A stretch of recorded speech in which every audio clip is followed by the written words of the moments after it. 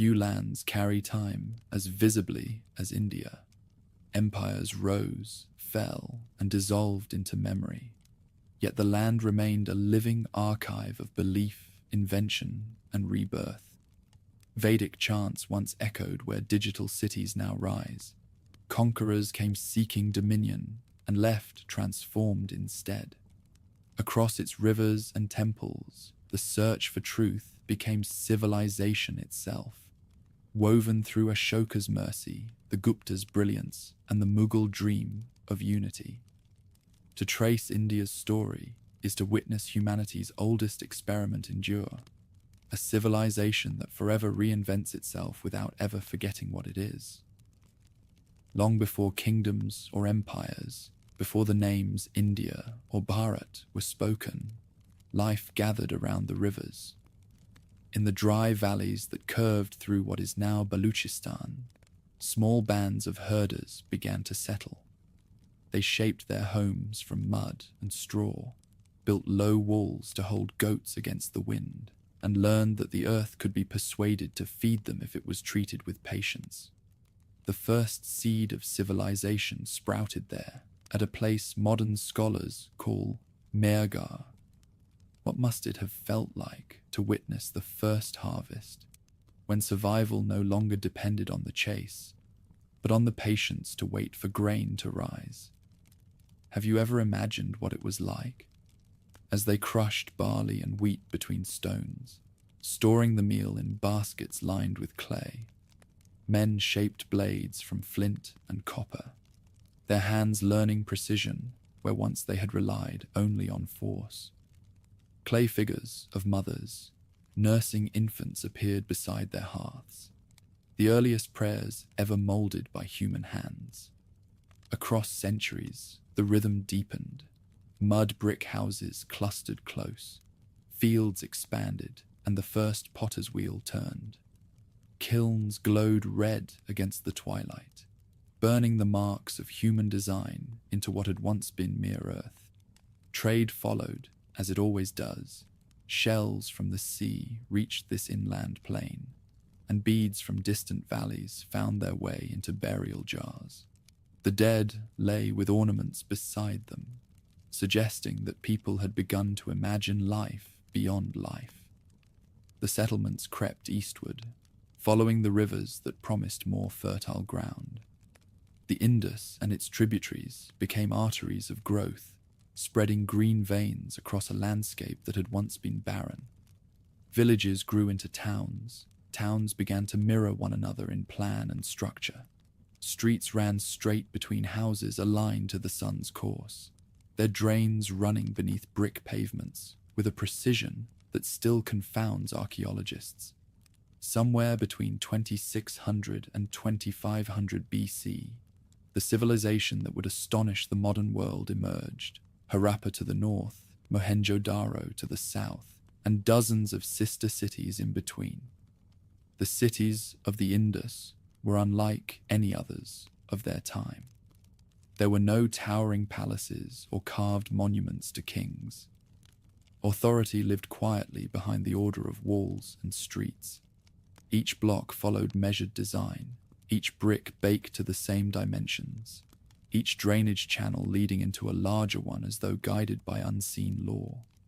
In this pattern lay a kind of equality rare in ancient history: urban life without ostentation, progress without tyranny. The river itself was the true monarch.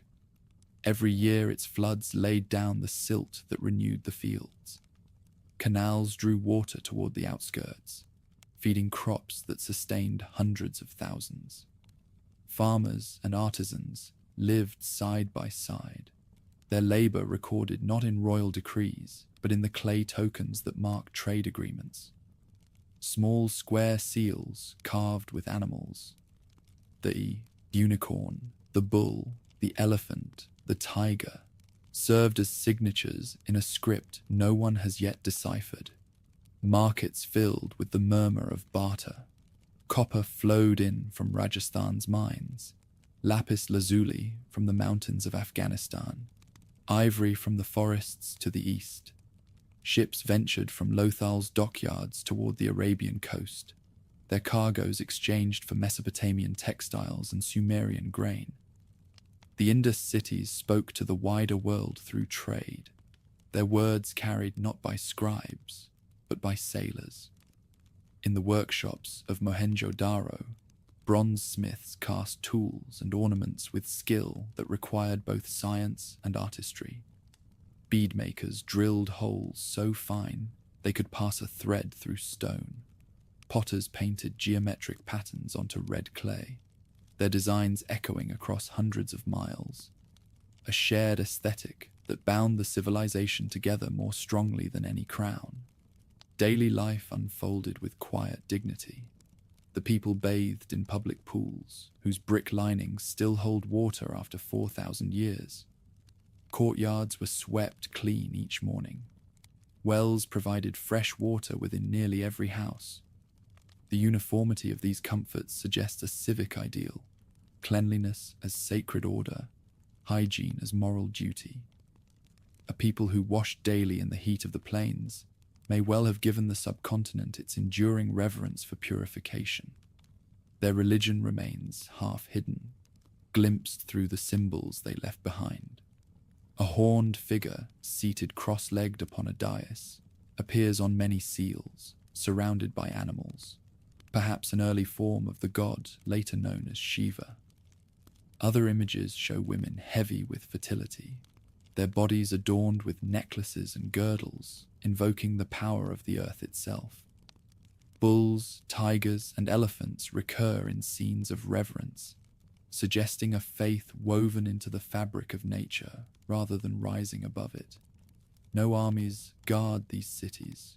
No battle scars mark their walls. Power seems to have been measured by cooperation, not conquest. Granaries stored the wealth of harvests for collective use, and civic planning demanded consensus more than command. For nearly 8 centuries, this order held, its harmony preserved by a people whose discipline required neither despot nor deity to enforce it. Yet even the most ordered civilizations depend upon forces they cannot control. Around 1900 BC, the rivers began to shift. The mighty Sarasvati, whose banks had supported many towns, changed its course or dried away entirely. Fields turned to dust, wells yielded less, and the trade routes that connected the cities faltered.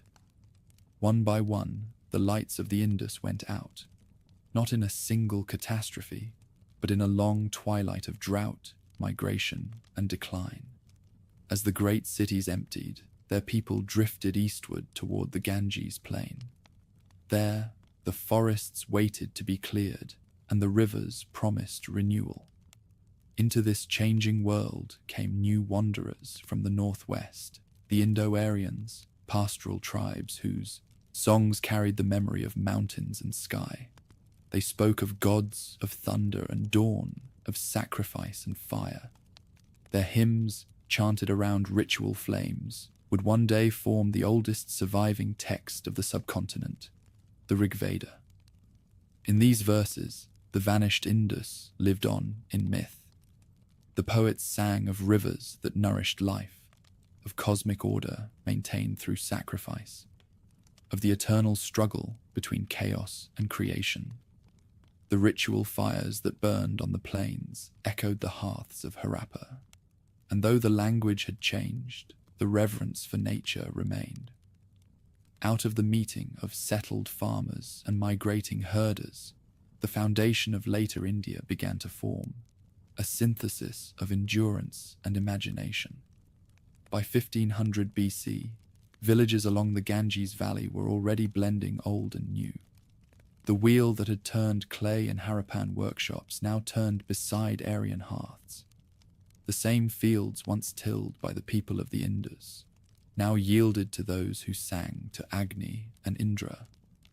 From this union would emerge the first outlines of Sanskrit, the first hierarchies of caste, and the first visions of cosmic law that would guide India for millennia. The age of cities had ended, but the idea of order endured. Even in ruin, the Indus had left behind something greater than bricks or trade. It had taught a continent how to live together in pattern and rhythm, how to build not merely for survival, but for permanence. Civilization had found its home on the rivers, and its current would carry India forward into the age of kings and faiths that awaited beyond the horizon. By the middle of the 3rd millennium before Christ, the plains of the Indus had become a world unto themselves. From Harappa in the north to Mohenjo-daro in the south, from Dholavira in the salt deserts to Lothal by the sea, cities rose in a pattern so consistent that they seemed drawn from a single mind. The bricks that built them shared exact dimensions. Their streets crossed at right angles. Their drains ran beneath the ground like veins beneath skin. This was not chaos growing into order. It was order made flesh, a civilization designed from the ground up. Life within those walls followed the rhythm of discipline. Mornings began with water drawn from wells that still stand after 4,000 years. Courtyards filled with the sound of clay pots striking against stone basins as families washed before the day's work. Merchants carried baskets of carnelian beads, copper tools, and dyed cloth through markets lined with awnings. In workshops, potters' wheels spun with unbroken hum, while metal workers bent over forges that glowed like miniature suns. Wealth was measured not in conquest, but in craft. There were no thrones to proclaim power, no inscriptions praising kings. Authority was shared, silent and collective. Granaries stood at the heart of each city, their elevated floors designed to keep grain dry through monsoon and drought alike. This abundance made peace possible. When the harvest was secure, so too was the city. Somewhere in that quiet prosperity lay one of history's rarest achievements. Prosperity without tyranny, complexity without cruelty. The people of the Indus looked outward as much as inward. Downriver, their ships sailed toward the Arabian coast. Cargoes of timber, ivory, and lapis lazuli left the docks of Lothal, bound for ports in Mesopotamia, where scribes recorded the arrival of Meluha, the land of distant traders. In return came silver, wool, and ideas, proof that the Indus world was not isolated, but connected to the wider web of human progress. On the tablets of Sumer appear names of merchants who may have spoken the same tongue as those who carved the seals of Harappa. Those seals were the signatures of a people who valued precision. Each bore an animal, a bull with sweeping horns, a tiger mid-stride, an elephant lifting its trunk, and a creature scholars call the unicorn, whose meaning remains hidden. Above these figures ran a script so finely incised that a grain of rice could cover 3 of its symbols. No one today can read what it says. Yet even unreadable, it speaks of contracts, of ownership, of belief in the permanence of record. Religion lived in gesture, not doctrine. In small terracotta shrines, figures of women thick with fertility stood beside horned men seated in yogic stillness. The gods of this world were near, embodied in earth, water, and beast. The buffalo that ploughed the field, the bull that guarded the herd, the serpent that watched from irrigation ditches, all shared in the sacred. When later generations sang of Shiva and Shakti, of fire and transformation, they were recalling echoes from these earliest devotions. Even the architecture carried meaning. The great bath of Mohenjo-daro, lined with baked brick, sealed with bitumen, fed by wells, and drained by precision-built channels, was not simply a pool, but a statement of faith. To bathe was to renew. Cleanliness was not habit, but ritual, the act that bound the individual to the order of the city. Water, always water, drawn, poured, drained, returned. In its motion, the people of the Indus saw reflection of the world's eternal cycle, creation, preservation, and decay. Yet no cycle endures without change. Around 1900 BC, signs of strain appeared. The Sarasvati, lifeline of many towns, began to wither as tectonic shifts altered its course. Fields that had fed thousands turned brittle beneath a harsher sun. Rivers changed their beds, and with them, trade routes. The order that had held for centuries loosened like fabric frayed by unseen hands. The decline came quietly, without invasion or fire. The cities were not destroyed, they were abandoned. Streets once swept daily filled with dust. Kilns cooled. The seals fell silent. Families drifted east toward the Ganges, carrying with them fragments of memory. The art of pottery, the habit of bathing, the instinct for harmony. Civilization did not die. It migrated. Into this emptying landscape came new voices from the northwest. They called themselves Arya, the noble ones, and moved with herds and chariots across the plains. They brought with them songs rather than cities, hymns rather than walls. Around their fires, they composed verses to gods of storm and sky: Indra, the thunderer; Agni, the flame; Varuna, the keeper of cosmic law. These hymns, passed from mouth to mouth, would become the Rig Veda, the oldest scripture still spoken aloud on earth. At first, their world was simple. Tribes ruled by chiefs, wealth counted in cattle. But as they settled among the remnants of the Indus, their songs deepened. The gods of pasture met the spirits of river and field, and belief expanded to match the land itself. The idea of Rita, the cosmic order, began to take shape. The understanding that every action echoed through the universe, and that chaos could only be held back through ritual and right living. Fire stood at the center of it all. Every prayer began and ended with its light. Through it, offerings reached the gods. Through it, man's will met the divine. The Vedic people saw no wall between heaven and earth, only the shimmer of heat rising from the altar. Their priests memorized each syllable, for a single misplaced word could unravel the bond between mortal and immortal.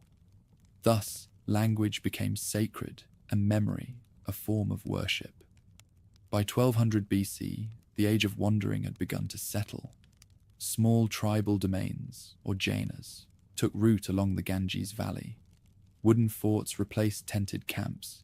Villages grew around sacrificial grounds where rituals reaffirmed social order. Hierarchies formed, not yet rigid, but recognizable. The warriors, the priests, the herders, the laborers.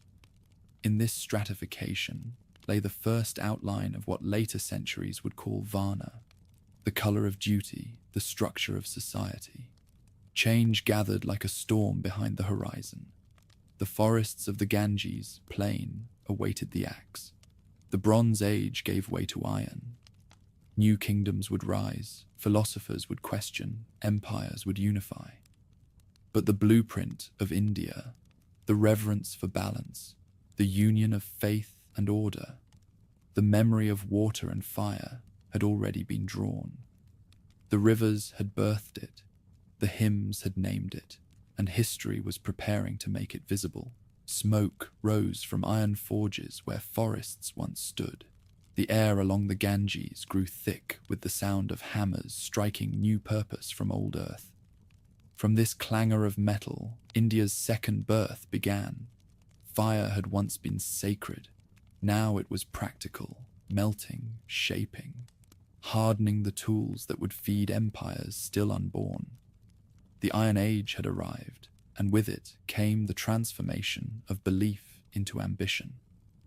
Across the northern plains, villages thickened into towns, and towns into fortified centers surrounded by farmland and trade.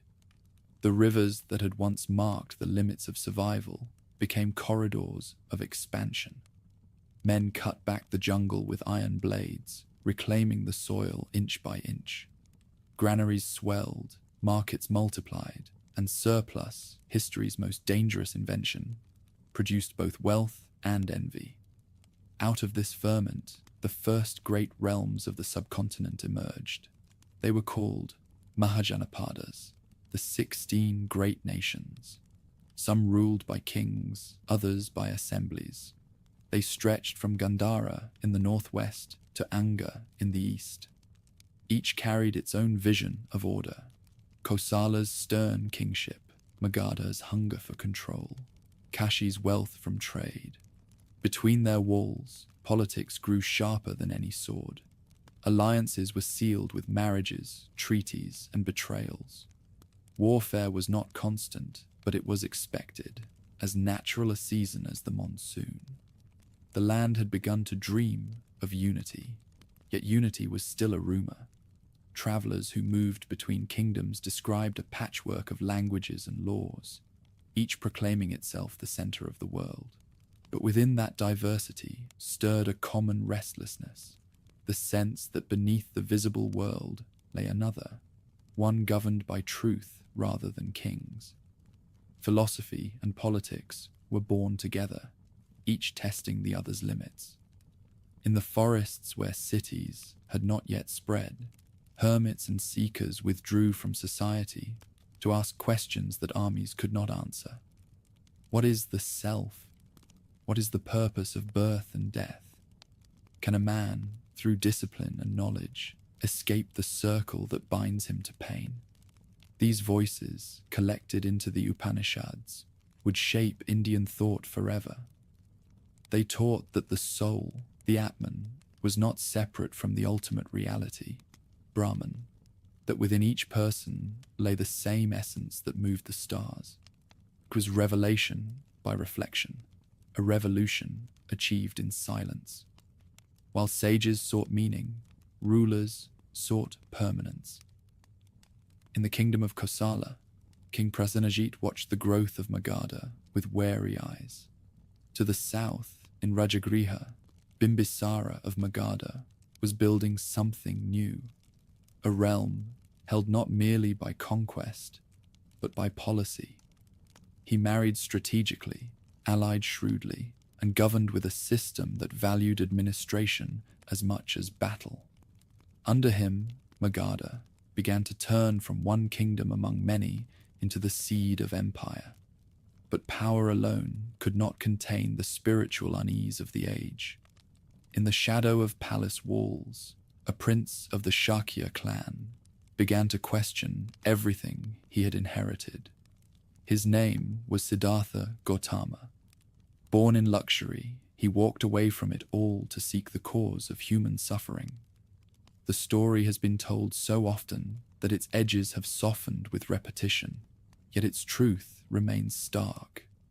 A man turned his back on comfort to understand pain, and in doing so, changed the course of civilization. For years he wandered through forests and plains, studying under masters who taught renunciation and self-denial. When fasting brought only weakness and ritual yielded no peace, he sat beneath a tree by the river Neranjara and resolved not to rise until understanding came. In the stillness of that night, while others slept, enlightenment arrived like dawn, breaking within the mind.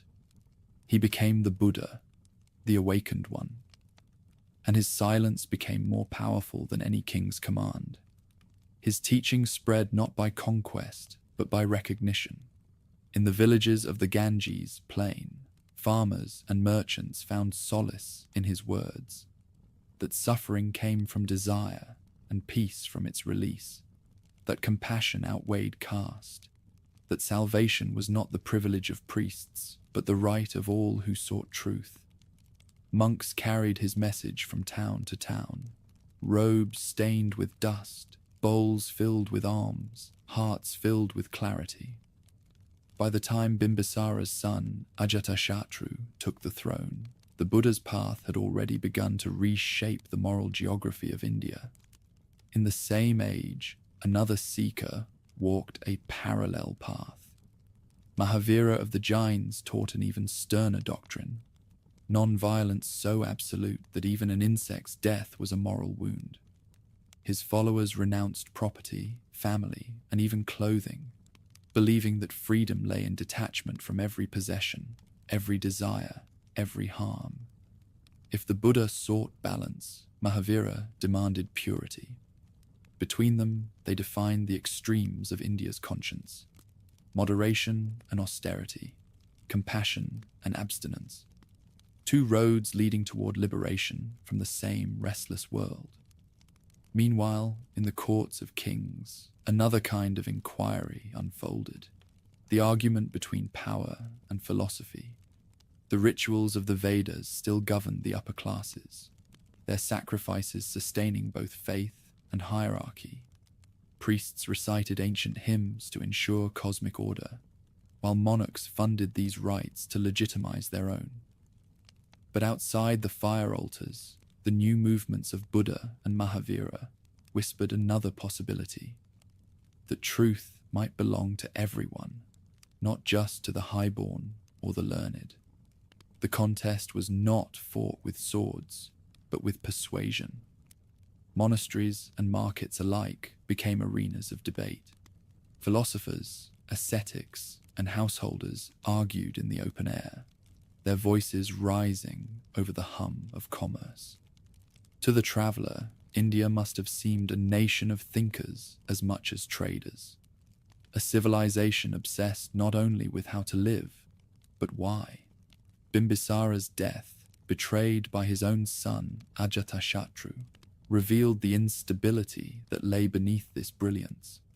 Power in Magadha passed from father to son through intrigue and blood. Yet even as one generation destroyed another, the machinery of administration continued to grow stronger. Roads connected cities. Spies and messengers kept information flowing. Taxes filled treasuries. War became organized, not chaotic, a tool for statecraft rather than a symptom of it. By the 5th century before Christ, Magadha stood poised above its rivals. Its rulers controlled the lower Ganges plain, its fortresses commanded the trade routes, and its ministers had learned the value of information as much as iron. A new political intelligence had emerged, one that understood that empire begins in the mind long before it takes shape on the map. The age of faith and inquiry was ending. In its wake came an age of calculation. Soon, a new figure would rise from the shadows of these kingdoms, uniting their rival visions under a single crown. His name would mark the beginning of India's first empire, and his reign would prove that philosophy and power, once adversaries, could together forge civilization's most enduring synthesis. The Ganges Valley had become a theater of ambition. By the 5th century before Christ, the 16 great realms jostled like rivals crowded onto too small a stage, their alliances shifting with each generation. Yet the audience, the people, remained largely the same. Farmers who bent to the monsoon, merchants who measured profit by the flood, and soldiers who served whatever banner promised them a meal.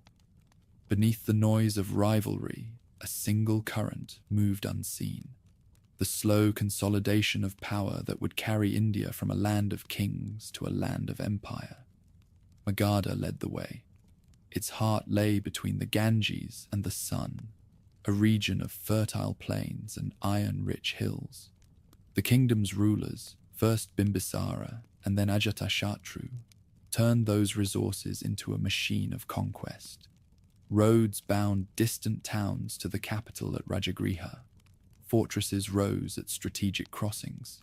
The army grew professional, drilled, and supplied. Yet Magadha's genius was not merely in war. It was in the patient art of governance. Tribute replaced plunder. Bureaucracy replaced bloodlust. The result was authority that outlived the men who built it. Ajatashatru, who had murdered his father to seize the throne, ruled with paradoxical clarity. He respected the teachings of the Buddha, even as he fought his neighbors without mercy. His wars against Kosala and Vaishali extended Magadha's reach across the Gangetic plain. When he built the fortress of Pataligrama, later Pataliputra, it was not just another stronghold, but the embryo of an imperial capital. The city's wooden walls would, in time, become the brick and stone of empire. While Magadha tightened its hold, elsewhere the intellectual life of India reached a new brilliance. Across the northwest, teachers of logic and grammar codified the spoken tongue of the Vedas into the structured power of Sanskrit. Panini, a scholar whose name still commands respect after 2.5 millennia, captured the living language in a grammar of near mathematical precision. What others spoke, he measured. What was fluid, he fixed. From his work came not only linguistic order, but a cultural unity that outlasted kingdoms. In Takshashila, the first great university of Asia, students from every realm gathered to study science, medicine, politics, and philosophy. There, among manuscripts and debates, new generations learned the crafts of persuasion and rule. Some would become scholars, others ministers or spies. In those classrooms, theory met pragmatism, the balance of mind and method that would define the Mauryan world to come. The centuries following Ajatashatru's reign saw Magadha expand under rulers whose names have dimmed but whose works endure. Kings pressed westward and southward, binding smaller states by treaty or absorption. The Nanda dynasty, rising in the 4th century BC, inherited both Magadha's wealth and its machinery of control. Their armies, said to number hundreds of thousands, marched behind ranks of elephants whose tread shook the plains. Yet the Nandas inspired fear more than loyalty. Their treasury overflowed, but their rule bred resentment. Even as they commanded the largest force in India, they stood isolated, rich, formidable, and despised. Beyond the Indus, another storm was gathering. In 327 BC, a young conqueror from Macedonia crossed the mountains that had long separated India from the west. Alexander, son of Philip, had already consumed half the known world, and now he sought the edge of it. His phalanxes descended through the Khyber and Swat valleys, encountering resistance fierce enough to remind them that conquest in India would not come cheaply. At the Hydaspes River, King Porus met him with elephants and courage enough to earn even the invaders' respect. The Macedonian victory was real but hollow. His troops, exhausted and homesick, refused to march farther east. Alexander turned back, but the echo of his campaign changed the subcontinent forever. For the first time, India had been drawn into the politics of the Western world. Greek ambassadors, mercenaries, and merchants remained, carrying tales of cities richer than Babylon and armies greater than Persia's. The old frontiers had opened, and through them would pass ideas as influential as armies. Among those who witnessed the turmoil was a man named Chanakya, known later as Kautilya, scholar, strategist, and master of statecraft. He watched as the Nanda kings squandered their strength through vanity and excess. In his writings, he left a doctrine for rulers, the Arthashastra, a text that viewed power not as divine inheritance, but as human calculation. It spoke of espionage, alliances, deceit, taxation, and war, all as instruments to secure stability. A king, he wrote, should be ever active in the management of his state. In that single sentence, he transformed governance into a science. From his frustration with the Nandas and his faith in reason, Kautilya sought a man capable of remaking the world. He found him in a youth named Chandragupta, ambitious, disciplined, and possessed of the rarest gift in turbulent times: patience. Together, they began in exile, gathering support from disaffected generals and provincial governors. When the Macedonian satraps in the northwest faltered after Alexander's retreat, Chandragupta seized the moment. The same roads that had carried foreign armies into India now carried his toward Pataliputra. The conquest was swift and systematic. The Nanda dynasty collapsed under the weight of its own excess, its gold unable to buy loyalty or courage. When the capital fell, the crowd that had once feared the Nandas cheered their end. A new ruler entered the throne room, not as a usurper, but as a restorer. Chandragupta Maurya, young, untested, and relentless, became the first emperor of a united India. His rise marked more than a change of rulers. It was a change of scale. For the first time, the subcontinent was not a mosaic of kingdoms, but a coherent state, governed by reason as much as authority. From Taxila to the Bay of Bengal, the vision of empire had become real. In the silent corridors of Pataliputra's palace, Kautilya's principles were taking form in policy. Spies in every province, accountants in every town, the ruler's will carried along the same rivers that had once nourished the Indus cities. Civilization had come full circle, order restored, ambition disciplined, faith tempered by intellect. The age of wandering sages and rival kings was ending. The age of empire had begun. At dawn, the smoke above Pataliputra glowed like embers scattered across the Ganges. The city had fallen, its gates thrown open, its courtyards littered with banners no longer claimed. From the eastern quarter came the rhythmic tread of an army, marching not to plunder, but to possess. Chandragupta Maurya rode at its head, his armor dusted with ash, his expression unreadable. Behind him walked a man with a scholar's gaze and a hunter's precision. Kautilya, minister, philosopher, and architect of the new world, had kept his promise.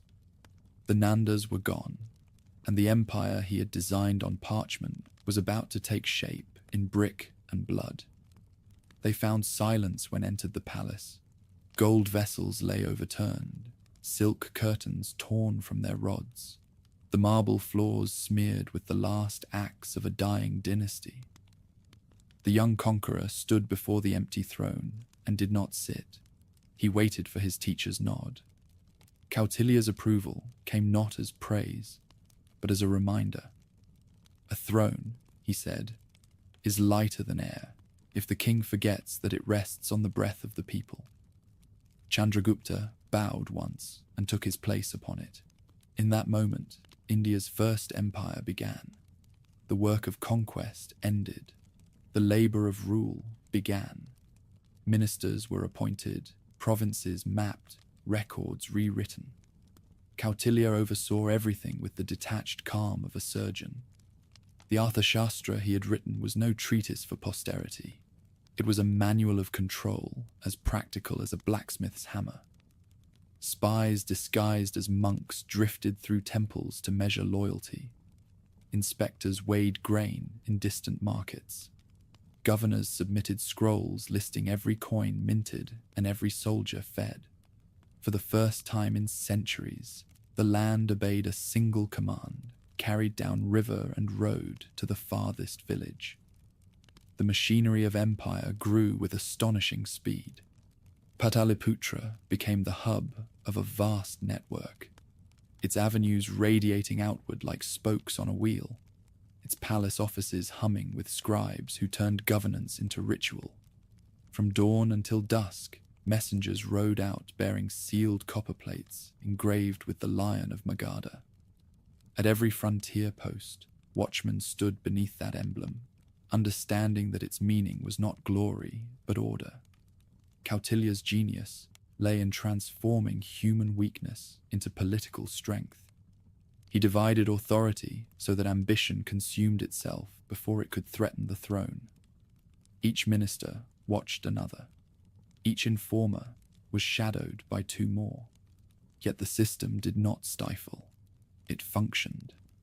The army was paid on time. The treasury overflowed, and the granaries never emptied. The empire's stability was not born of faith, but of efficiency, and that discipline became its own kind of devotion. To outsiders, it seemed miraculous that such unity had arisen from chaos. To Kautilya, it was simple arithmetic. Prosperity required peace. Peace required strength, and strength required information. His ruler learned well. Chandragupta lived more as servant of the state than its master.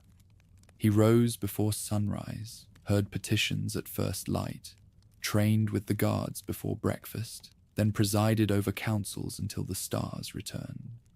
No decision escaped his eye. No province operated without his sanction. The king, Kautilya wrote, is not a man. He is the realm itself. Beyond the palace, the empire widened. To the northwest, where Greek satraps still ruled remnants of Alexander's conquest, Mauryan banners advanced along the Indus. Those cities, garrisoned by mercenaries tired of exile, fell one by one. When Seleucus Nicator marched east to reclaim them, Chandragupta met him with elephants instead of phalanxes. Their armies camped within sight of one another, the Ganges wind carrying the mingled smell of sweat, oil, and anticipation. Yet battle never came. Seleucus, recognizing the strength he faced, offered peace. In return for distant provinces, he received friendship, and his daughter's hand in marriage to the Indian emperor. From that treaty flowed trade, learning, and an understanding between two worlds that had once stared at each other across the Hindu Kush in suspicion. By the end of Chandragupta's second decade of rule, the empire stretched from the mountains of Afghanistan to the Bay of Bengal, and from the Himalayas to the southern plateau. Provincial capitals, Taxila, Ujjain, Tosali, Suvarnagiri, governed territories larger than entire kingdoms of earlier ages. Along the royal highways, trees were planted for shade, wells dug at regular intervals, and rest houses built for merchants and pilgrims. The empire breathed through these arteries, each road a sign of unity stronger than any fortress. Pataliputra itself became a living map of that unity. Greek envoys described a city longer than Athens, girded by a wooden wall pierced with 64 gates and protected by a moat that shimmered like steel beneath the sun. Inside, the capital divided itself by trade and craft. The district of goldsmiths, the quarter of potters, the markets of ivory and silk. The royal granaries towered above it all, reminders that power came not from temples or thrones, but from the full stomachs of the people. The court combined austerity with ceremony. Chandragupta sat on a low seat carved from sandalwood, his robe plain, his presence immense. Ambassadors from distant lands found him courteous but unreadable, a man who weighed silence as others weighed gold. Around him gathered philosophers and mathematicians, physicians and astronomers, all protected by a ruler who valued knowledge as defense. Learning had become policy. The people felt the change. Farmers who once paid tribute to a dozen petty lords now answered to one tax collector. Banditry declined, roads cleared, markets grew. For the first time, a merchant could travel from the Indus to the sea without bribing or bleeding. Even the riverboats that ferried goods down the Ganges flew the lion seal, a promise of protection that bound the empire's subjects by trust rather than fear. But peace brings its own temptations. As prosperity deepened, whispers reached the court of arrogance among governors, of corruption hidden beneath the smooth order of bureaucracy. Kautilya, now old and wary, reminded his pupil that empires rot from within long before they break from without. Chandragupta listened, but something in him had begun to turn inward. Years of command had worn away the certainty of youth. The violence that had built the state lingered in his mind like smoke that would not clear. It was during a pilgrimage to the Jain communities of the Deccan that the emperor's restlessness became renunciation. The monks who met him spoke of non-possession and the freedom that followed detachment. At first he listened out of courtesy, then out of hunger. When his son Bindusara took the throne, Chandragupta left the capital and journeyed south to the hill of Shravanabelagola. There he laid aside crown, food, and speech. The ruler who had commanded millions spent his final days in silence, fasting until his breath ceased at sunrise. In Pataliputra, the empire he founded continued without pause. Tax ledgers were still balanced, soldiers still drilled, governors still sent their reports on time. The machinery ran as if its creator were only absent, not gone. That was his true legacy, a system that no longer required its maker. From the dust of Magadha, Chandragupta had raised a unity the world had not seen since the pharaohs. He had turned Kautilya's logic into a living nation, and from that discipline, India learned the language of rule. Yet his final act, the rejection of all he had built, foreshadowed the greater transformation that would follow. In the palace he had once ruled, a child grew to manhood, restless and brilliant, heir to both empire and conscience.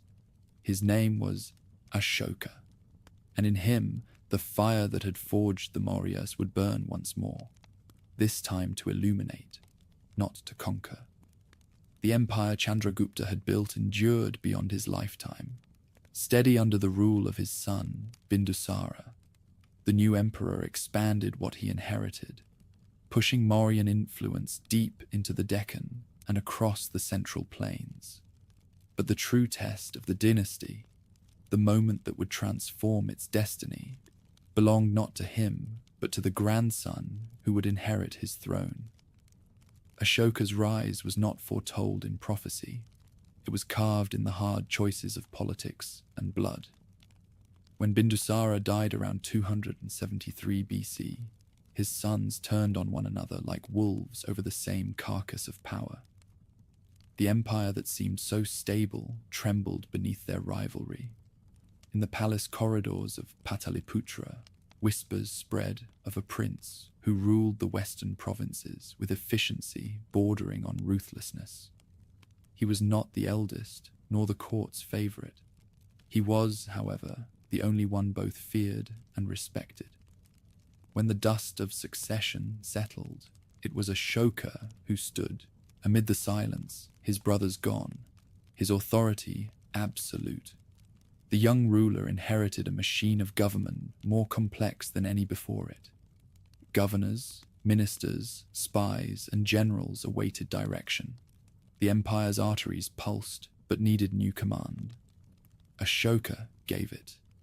Like his grandfather, he rose before dawn, held council at sunrise, and judged disputes himself. His first years were marked by the same vigor that had made the Mauryas dominant. Taxation standardized, frontier defenses strengthened, trade routes expanded. Under his watch, the empire reached farther south and west than even Kautilya had envisioned. But empire, once in motion, demands more than administration. It hungers for conquest. In his 8th year of rule, Ashoka turned that hunger toward the only major kingdom that still defied Mauryan control, Kalinga, on the eastern coast. The campaign began with confidence. Armies marched along the coastal road, elephants thundered through the forests, and rivers ran red in their wake. Kalinga resisted fiercely. Its people fought not for tribute, but for their homeland. When the fighting ended, the land lay broken. 100,000 were said to have died, many times more taken captive. On the field of his greatest victory, Ashoka walked among the bodies of the fallen. The smell of blood hung over the plain, mingling with the salt wind from the sea. Chroniclers would later say that he saw a single mother searching for her son and turned away in silence. Whether true or not, the transformation that followed was undeniable. The conqueror who had brought peace through force began to see his triumph as a crime. In that reckoning was born Dhamma, a word older than faith, broader than creed.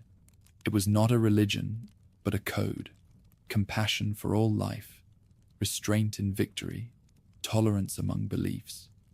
Ashoka made it his state's foundation. The emperor who had once wielded the sword now took up the chisel. Across the empire, from the Himalayas to the southern hills, workers carved his edicts into stone pillars. Written in Prakrit, Greek, and Aramaic, they spoke to everyone in their own tongue: honor parents, respect teachers, care for animals, seek truth, harm none. The walls that had once proclaimed orders of conquest now carried words of conscience. Governance changed accordingly. Prisons were reformed, justice tempered with mercy. Hospitals for people and animals rose along the royal roads. Ashoka sent inspectors to ensure the welfare of villages, not the collection of taxes. Even war elephants were treated under edicts forbidding unnecessary slaughter. The empire's armies remained, but their victories were no longer measured in blood. They stood as guardians of peace. Beyond his borders, the emperor reached outward, not with armies, but with emissaries. Envoys carried messages of friendship to the Seleucid, the Egyptian Ptolemy, and the Macedonian Antigonus. To the south, missionaries sailed across the Indian Ocean to Lanka and Suvarnabhumi. To the northwest, others traveled through Afghanistan into Central Asia. The Buddha's teaching, once confined to the Ganges plain, now crossed mountains and seas. Stone pillars in far-off lands still bear witness to his will. Pataliputra, at its zenith, glowed like the center of the known world. Greek visitors compared its palaces to those of Persia, its gardens to the hanging gardens of Babylon. The wooden halls rose on stone foundations, each beam carved with lotus and lion motifs. The emperor lived simply within their grandeur, eating only fruits and vegetables, sleeping on a low bed, and receiving petitions surrounded not by dancers, but by monks. His court had become less a palace than a monastery of power. Ashoka's Dharma officers traveled ceaselessly through the provinces, delivering messages of kindness and moderation. They mediated disputes, reported famine, distributed charity. For the first time, moral instruction was a branch of government, yet not all approved. Brahmin priests accused him of diminishing traditional sacrifices. Generals whispered that peace had made the army soft. Even among his ministers, there were those who longed for the clarity of conquest. The empire, vast and complex, could no longer be held by the will of one man alone. In his later years, Ashoka withdrew from daily administration, devoting himself increasingly to meditation and the patronage of Buddhist councils. He gathered monks from across the realm to define the faith's teachings and prevent its division. At Pataliputra, the third Buddhist council convened under his protection, sending forth missionaries to every corner of the known world. His reign had begun in war and ended in persuasion. When he died, around 232 BC, there was no public mourning decreed, no monumental tomb erected. His ashes were divided into relics and enshrined across the empire in stupas that gleamed like drops of frozen dawn. The man who had turned empire into conscience left behind no inheritance of gold, only pillars of stone and the memory of a ruler who had made morality a matter of policy. But the empire he humanized began to fade with his passing. Successors lacked his vision. Provinces asserted independence. Governors remembered their own ambitions. The machinery still turned, but without the heart that had animated it. By 180 BC, the Mauryan line ended under the last ruler, Brihadratha, slain by his own general. The empire that had united half the world's population dissolved into fragments, and yet its idea endured. Roads still followed the routes Chandragupta had carved. Villages still governed themselves under the order he and Kautilya had devised. The stone pillars of Ashoka still rose above fields where kingdoms came and went. Long after his banners vanished, the words he carved remained legible, that power finds its purpose not in conquest, but in compassion. In the dust of those inscriptions, India's conscience found its voice. The Mauryas had fallen, but the notion of a just ruler, of empire guided by moral law rather than fear, would echo through every dynasty that followed. What began with Chandragupta's sword ended with Ashoka's silence. A journey from dominion to understanding, from the will to rule to the will to do good. Civilization had completed its first great circle. The fall of the Mauryas left India without its anchor. What Chandragupta had forged and Ashoka had moralized began to fragment into a dozen ambitions. In Pataliputra, the last Mauryan lay dead, and beyond its walls, new banners rose, Shungas in the north, Satavahanas in the Deccan, Indo-Greeks pressing from the passes of the northwest. Yet this disunity did not bring darkness. Freed from the weight of empire, the subcontinent breathed again, and its regions began to sing in their own voices. Pushyamitra Shunga seized the empty throne around 185 BC, a general turned ruler who restored the old fire rituals that Ashoka's piety had subdued. His soldiers guarded the heartland of Magadha, while the frontiers stirred with foreign tides. To the west, men of Greek speech and Macedonian blood rode across the Hindu Kush. They were the heirs of Alexander's forgotten satrapies, and they brought with them not conquest alone, but curiosity. Coins struck with their names bore both Greek legends and Brahmi letters. Zeus on one side, Shiva, or the elephant on the other. These newcomers founded realms of paradox, foreign in origin, Indian in spirit. In the valleys of Gandhara and Bactria, art transformed. Sculptors trained in the Hellenic craft of muscle and drapery turned their chisels to the image of the Buddha. For the first time, the enlightened one gained a human face, calm eyes, flowing robe, a faint smile caught between worlds. The stone of these hybrid statues carried two civilizations meeting in the same gesture of serenity. Trade followed the chisel. Caravans wound from the Indus through passes to Samarkand and beyond, their goods glittering beneath the same stars that guided Roman merchants on the Mediterranean. Ivory from the Ganges, pepper from the south, fine muslin from Bengal, all travelled west, while glassware, wine, and silver coins came east. Along those routes, ideas travelled faster than merchants.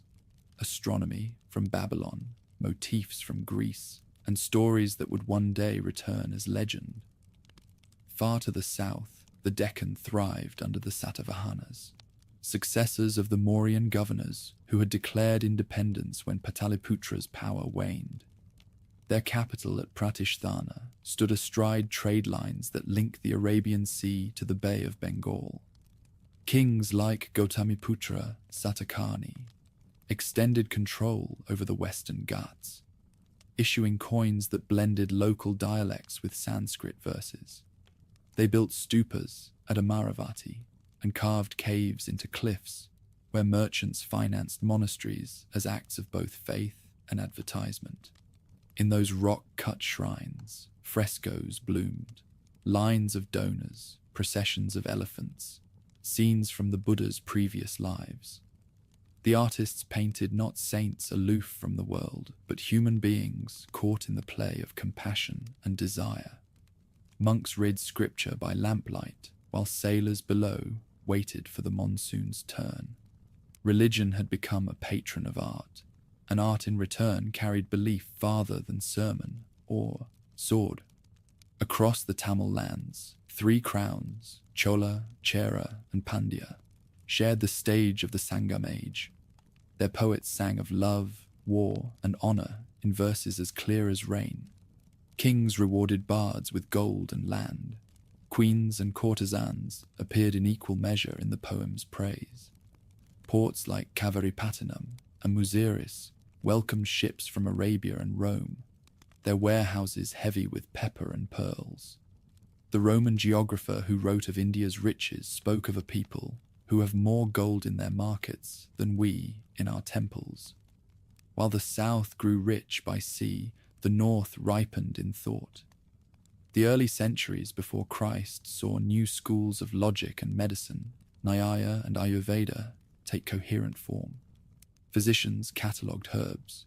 Philosophers debated the nature of perception. Grammarians refined Sanskrit until it could express anything the mind conceived.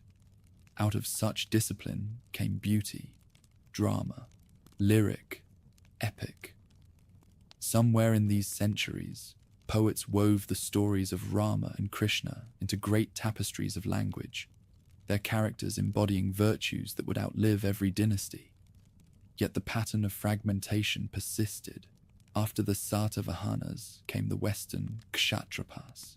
After them, the Kushans, a people of Central Asian origin who swept down from the Oxus Valley in the 1st century AD. Their greatest ruler, Kanishka, inherited both ambition and curiosity. He convened a vast Buddhist council at Kashmir, patronized Greek and Indian artists alike, and sent monks north toward China along the Silk Road. Under his rule, Gandhara art reached perfection, its marble calm spreading eastward until the Buddha's face was known from Taxila to Nanjing. Kanishka's empire stretched from Kabul to the Ganges, an arc of cultures that coexisted rather than collided. His coins carried the faces of many gods, Mithra, Shiva, Buddha, even the Greek Helios, proclaiming in metal what his reign embodied in spirit, multiplicity without disorder. When he died, his kingdom fractured, but the world he connected did not fall apart. The Silk Road endured, carrying India's goods and faiths across continents. In the 2nd century, merchants sailing from Egyptian ports followed the monsoon across the Indian Ocean, guided by Greek navigators who had learned to read the winds. They reached the harbours of Bharuch and Muziris, where Roman gold poured into Indian treasuries in exchange for spices and silk. Amphorae stamped with Latin names still lie buried beneath those coasts. Rome's luxury was India's livelihood, and though emperors might lament the drain of coin, their wives continued to wear Indian pearls. Through centuries of shifting dynasties, a subtler power took root: language and faith. Sanskrit, once confined to ritual, became the tongue of learning and diplomacy. Buddhism and Jainism thrived beside the older Vedic worship, and temples began to replace wooden shrines with stone sanctuaries that defied time. In the caves of Ajanta and Ellora, artisans carved entire cosmologies into living rock, deities frozen mid-gesture, dancers caught in eternal motion, lions guarding the gateways of silence. By the 3rd century AD, the political map again waited for a unifier. The Deccan kingdoms weakened, the western Kshatrapas faltered, and the memory of Magadha's ancient greatness stirred. In the city of Pataliputra, now quieter but not forgotten, a minor chief named Chandragupta of the Gupta line began gathering allies. He was neither conqueror nor philosopher yet, but his marriage to a Lichavi princess bound the power of the Ganges plain to his rising fortune. North India, weary of invasion and division, leaned towards stability as plants turned toward light. Trade had enriched it, learning had refined it, art had sanctified it. What remained was cohesion. Out of that desire, the Guptas would rise, bringing with them an age that later generations would call golden, not for its wealth alone, but for the radiance of its mind. When Chandragupta the first rose from a minor ruler to the sovereign of Magadha, it seemed less the birth of a new dynasty than the return of an old memory. The rivers that had once mirrored Mauryan banners now reflected Gupta ones, simpler in emblem but radiant in promise. Through alliances rather than slaughter, through calculation more than conquest, he reforged the unity that centuries of division had undone. The marriage to a Lichavi princess gave him legitimacy among the Ganges elites. The stability that followed gave India back its center. His son Samudragupta transformed that foundation into dominion. He was poet and warrior in equal measure, a ruler who inscribed his victories in verse upon the stone of Allahabad. The inscription still speaks across the ages, of 30 kingdoms subdued, of tribute from the Himalayas to the southern seas, of compassion to those who submitted, and annihilation for those who did not. His campaigns carved the map anew, but his genius lay in what came after. The decision not to govern every conquered land directly. Vassal kings were restored to their thrones, bound by oath and admiration.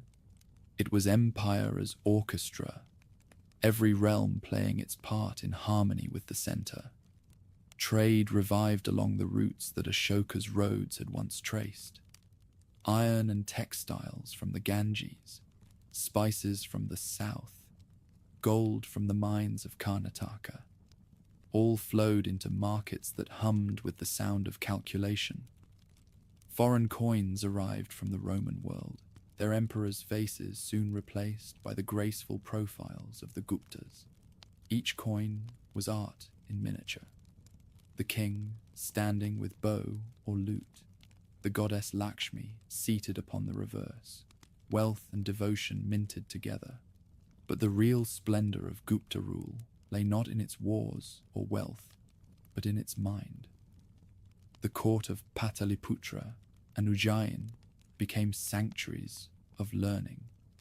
Scholars gathered to measure the heavens and define the logic of earth.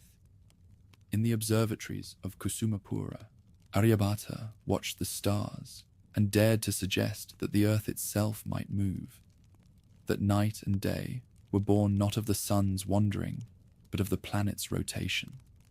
He measured eclipses, mapped constellations, and gave numbers a new language.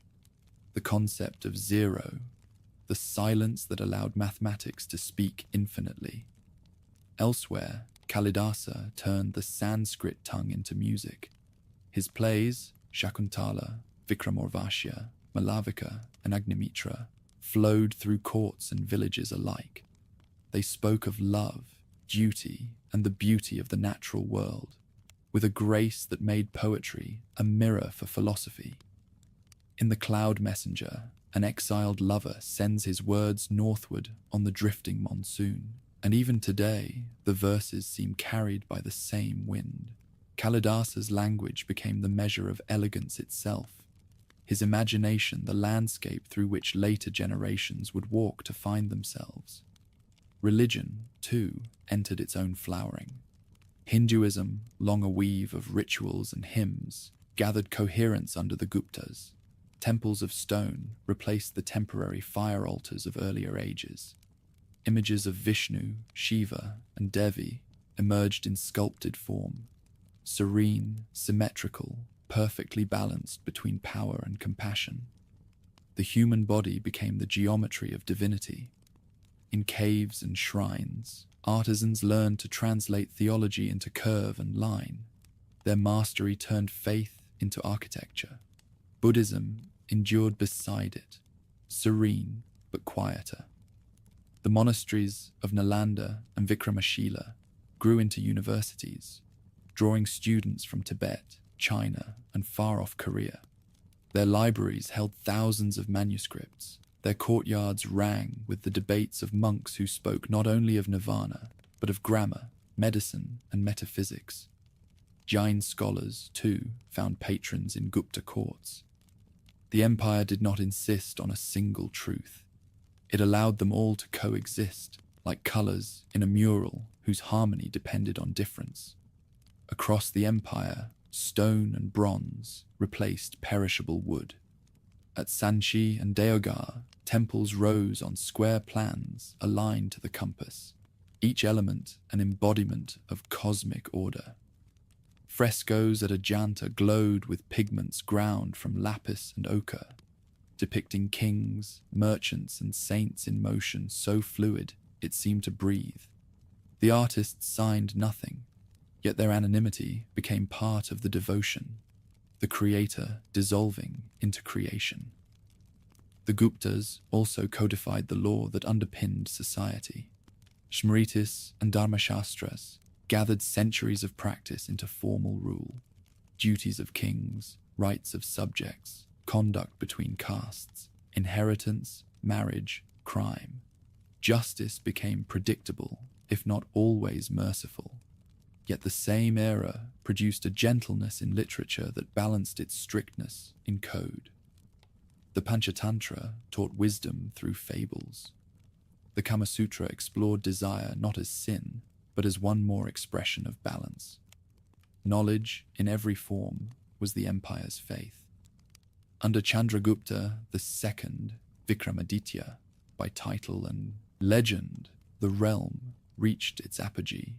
His court at Ujjain gathered the famed 9 jewels, poets and scientists whose names became synonyms for excellence. Trade with the West continued, but now ambassadors came from abroad, seeking learning rather than gold. The Chinese pilgrim Faxian walked the Gupta roads in safety, recording lands of prosperity where the law was mild and prisons few. His chronicles described an India confident in its order, content in its peace, a civilization that no longer measured itself by conquest but by cultivation. Yet perfection carries its own fragility. Wealth bred complacency. Provinces learned self-reliance. The frontiers, long quiet, began to stir. From the steppes of Central Asia, Huna horsemen rode south, testing the edges of imperial defense. Their raids scarred the northwestern plains, and though Gupta generals repelled them for a time, the cost was heavy. By the mid-5th century, the empire that had ruled from sea to sea was already thinning at its borders. Still, decline did not erase achievement. Even as power fragmented, the ideals the Guptas had refined persisted. Their art set the canon for sculpture. Their language became the standard of literature. Their tolerance the model for later kings. The Golden Age was not a moment of wealth alone. It was the crystallization of identity. India, long divided by river and mountain, had discovered the unity of spirit that would outlast every empire to come. When the last Gupta kings faded into the dusk of history, they left no monuments of ruin, only the radiance of their example. Their cities might crumble, their gold might tarnish, but the thought they nurtured, mathematical, poetic, spiritual, remained incorruptible. In the silence after their passing, the subcontinent did not mourn, it remembered.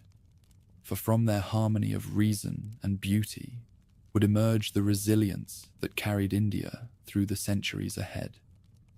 The torch had passed from power to culture, from the sword to the mind, from empire to civilization itself.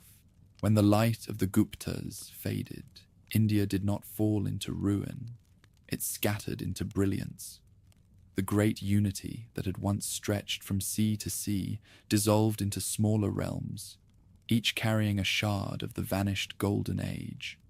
Northern plains, southern coasts, and the Deccan Plateau turned into theatres of ambition, their kings ruling less by empire than by personality. Yet amid this division, something subtle and enduring took root: devotion.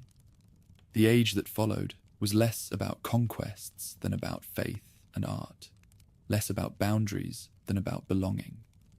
In the north, Magadha's throne lay empty. From its fragments rose new powers, the Maukaris in Kanauj, the Vardanas in Thanazar, and a score of others whose names linger only in inscriptions. The first among them to command all the Ganges plain was Harsha, son of a dynasty too modest for its own legend. His rise in the early 7th century was swift, his governance gentler than most conquerors could afford. When he entered Kanauj and made it his capital, the city bloomed again, the Ganges glittering with the reflection of palaces, monks debating in its courtyards, merchants arriving from the far west with silk and wine. Harsha ruled through persuasion more than fear. His armies were vast, but his rule rested on intellect. He wrote plays in Sanskrit, corresponded with the Chinese emperor, and treated scholars as equals rather than ornaments. When the pilgrim Xuanzang reached his court, he found a monarch of austere habits who bathed at dawn, ate once a day, and held great assemblies where Buddhist, Jain, and Hindu teachers argued their truths before the throne. Harsha listened to all, converted to none, and protected every creed alike. For 40 years, he held together the north without tyranny. And when he died childless around 647 AD, the balance he had preserved unraveled almost immediately. After him, Kanauj became the prize that every ambitious ruler sought. The centuries that followed, the era chroniclers called the tripartite struggle, pitched 3 kingdoms against one another: the Pratiharas of the west, the Palace of Bengal, and the Rashtrakutas from the Deccan. The plains turned into a chessboard of sieges and alliances. Victories counted not in permanence, but in prestige. Yet this rivalry, fierce as it was, kept the subcontinent alive with energy. Each kingdom, while contesting for Kanauj, poured wealth into temples, universities, and trade. Competition, not collapse, defined the age. In Bengal, under Dharmapala and Devapala, the Pala kings became patrons of Buddhist learning. They rebuilt Nalanda University into a city of knowledge. 8 compounds, 10,000 students, the air thick with the scent of ink and lamp oil. From its libraries, ideas travelled eastward with the monks who carried them. Logic to Tibet, sculpture to Burma, and the Pali scriptures that would form the backbone of Southeast Asian Buddhism. Bengal's brick stupas glowed like embers along the rivers, silent markers of an intellect that refused to fade. To the west, the Pratiharas ruled from Rajasthan, heirs to the martial traditions of the Rajputs. Their forts crowned desert hills, their walls thick as cliffs. Kings like Mihira Bhoja defended the northwestern passes against Arab incursions and preserved India's independence in an age when Islam had already reached the Indus. In their courts, poets revived Sanskrit verse with pride equal to any Gupta laureate. Every victory was celebrated not merely with tribute, but with composition. Between them lay the Deccan, where the Rashtrakutas turned the plateau into an empire of stone. From their capital at Manyaketa, they commanded routes from Gujarat to the Coromandel coast, controlling both commerce and culture. Their legacy survives not in the ruins of fortresses, but in the perfection of a single monument. The Kailasanatha temple at Ellora, carved downward from a single hill of rock. It was not built but released, as if the mountain had been persuaded to yield the abode of Shiva from its own heart. Its colonnades, elephants, and sculpted deities formed a hymn in stone, a declaration that devotion could equal any empire. While kings fought and artists carved, religion itself was transforming. In the villages and towns, the people turned from ritual to emotion, from priestly recitation to personal faith. The Bhakti movement began to stir. softly at first, through poets who sang in the languages of the fields, rather than the Sanskrit of scholars. Their verses praised Vishnu or Shiva as friend, father, beloved. They spoke not to priests, but to hearts, carrying sanctity beyond temple walls. It was the beginning of a revolution in spirit, one that would outlast every dynasty that fostered it. In the far south, the Tamil world continued its golden rhythm. The Pallavas of Kanchipuram, heirs to the ancient Dravidian polities, built cities of stone that seemed half sculpture, half scripture. The shore temples of Mahabalipuram rose like prayer frozen in wave and wind, their granite towers facing east toward the sea. Beneath their spires, artisans traced myth into reality. Krishna lifting the mountain, Durga slaying the buffalo demon, gods and mortals intertwined in the eternal dance. The Pallava kings, while often at war with their neighbors, filled their reigns with the serenity of art. Trade bound the southern coasts to distant worlds. Ships from Arabia and China anchored at ports where Tamil merchants dealt in pepper, pearls, and sandalwood. Roman coins still surfaced in marketplaces centuries after Rome itself had fallen. The Bay of Bengal, once a barrier, had become a highway of culture, carrying language, faith, and architecture to the kingdoms of Southeast Asia. Temples in Cambodia and Java bore the imprint of Indian hands, their spires reaching toward a sky that mirrored the subcontinent's own. The Deccan, too, pulsed with diversity. The Chalukyas of Badami built shrines that blended northern and southern styles, curving shikaras meeting pillared halls, stone cut so fine it seemed woven. Jain monks walked beside Shaiva priests, their rival philosophies finding expression in the same artistry. In the basalt hills of Aihole and Patadakal, inscriptions described not conquest but creation, each temple an offering of gratitude for a victory, a marriage, or simply a season's peace. Through these centuries, India's unity was not political but cultural. Sanskrit remained the bridge between kingdoms. Trade routes kept rivers of wealth and communication flowing.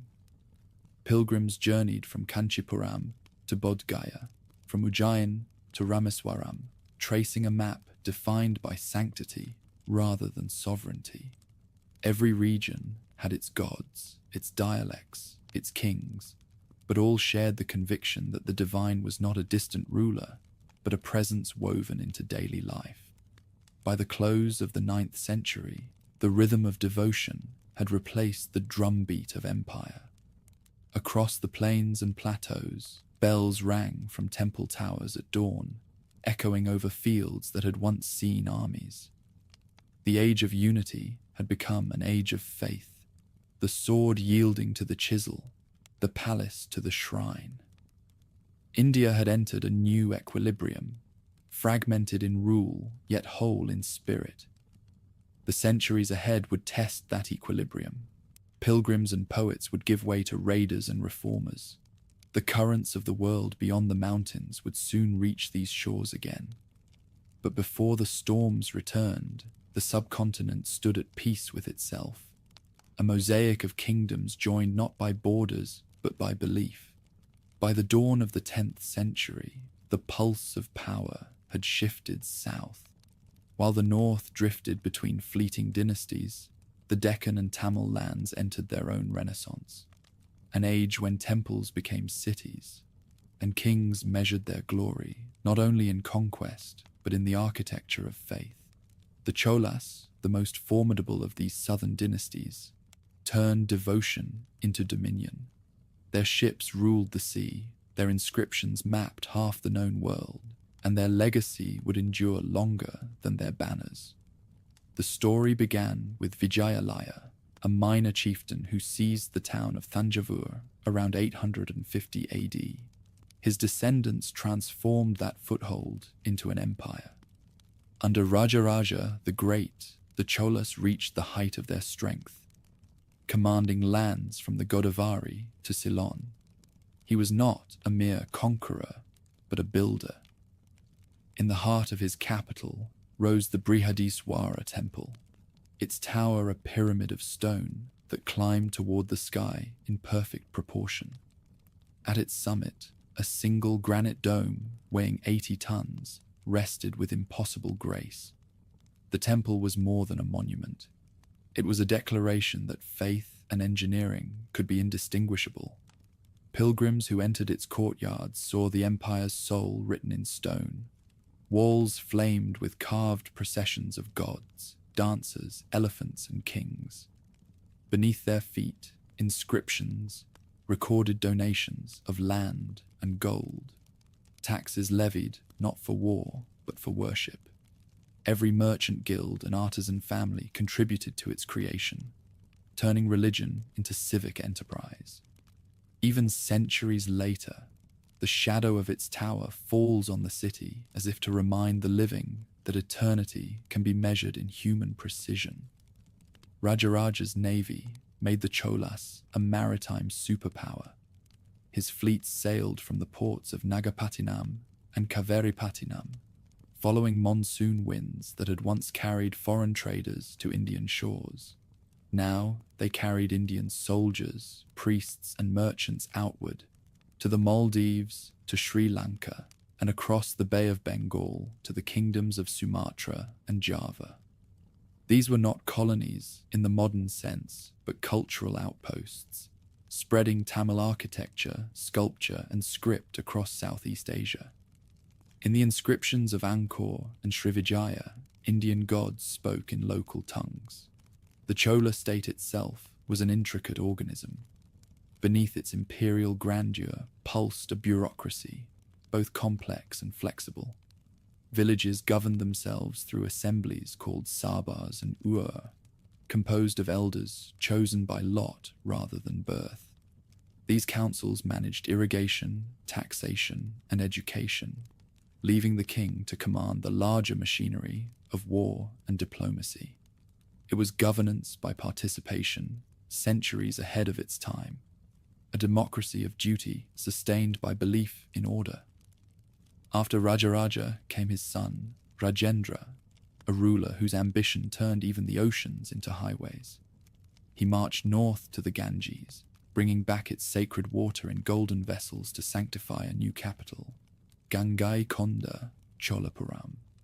Its temple, a rival to his father's masterpiece, reflected the same monumental vision, massive, serene, invincible. From there, he launched naval campaigns that struck as far as the Malay Peninsula, defeating the Srivijaya Confederation and establishing Chola influence over the entire Eastern Sea. His empire was the last in Indian history to project power so far beyond its shores.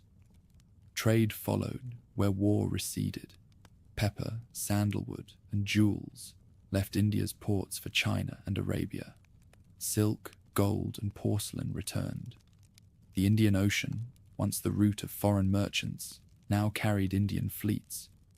Inscriptions from the 10th and 11th centuries record Tamil merchant guilds, Ayyavale, Manigramam, Nanadesi, establishing warehouses and temples in foreign lands.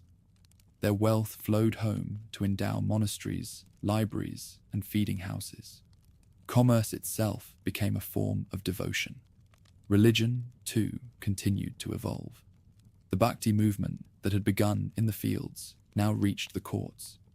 Poets like Apar, Sundara, and Manikavachakar composed hymns in Tamil that merged mysticism with emotion.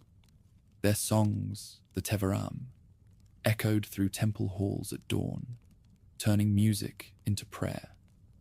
In the Vaishnava tradition, the 12 Ulvar saints sang of Vishnu's love in verses of longing and surrender. Through their poetry, divinity became intimate, accessible to every soul. The language of the people had become the language of the gods. The Pallavas faded into memory. The Pandyas re-emerged at Madurai, their courts glittering with scholars and artisans. The temple there, dedicated to Meenakshi, grew into a city of towers, its gates painted with the hues of sunrise. Bronze casting reached perfection under the Cholas and Pandyas alike. The sculptors of the Chola foundries created icons of Nataraja, the dancing Shiva, balanced upon a ring of fire. In that single image, movement and stillness became one, destruction and creation inseparable. The world has rarely seen art so alive. The Deccan, meanwhile, passed from one hand to another. The later Chalukyas ruled from Kalyani, their inscriptions invoking both Shiva and Vishnu with equal reverence. The Western Kalyani, Chalukyas, and their rivals, the Hoysalas of Dwarasamudra, competed not only in war but in architecture.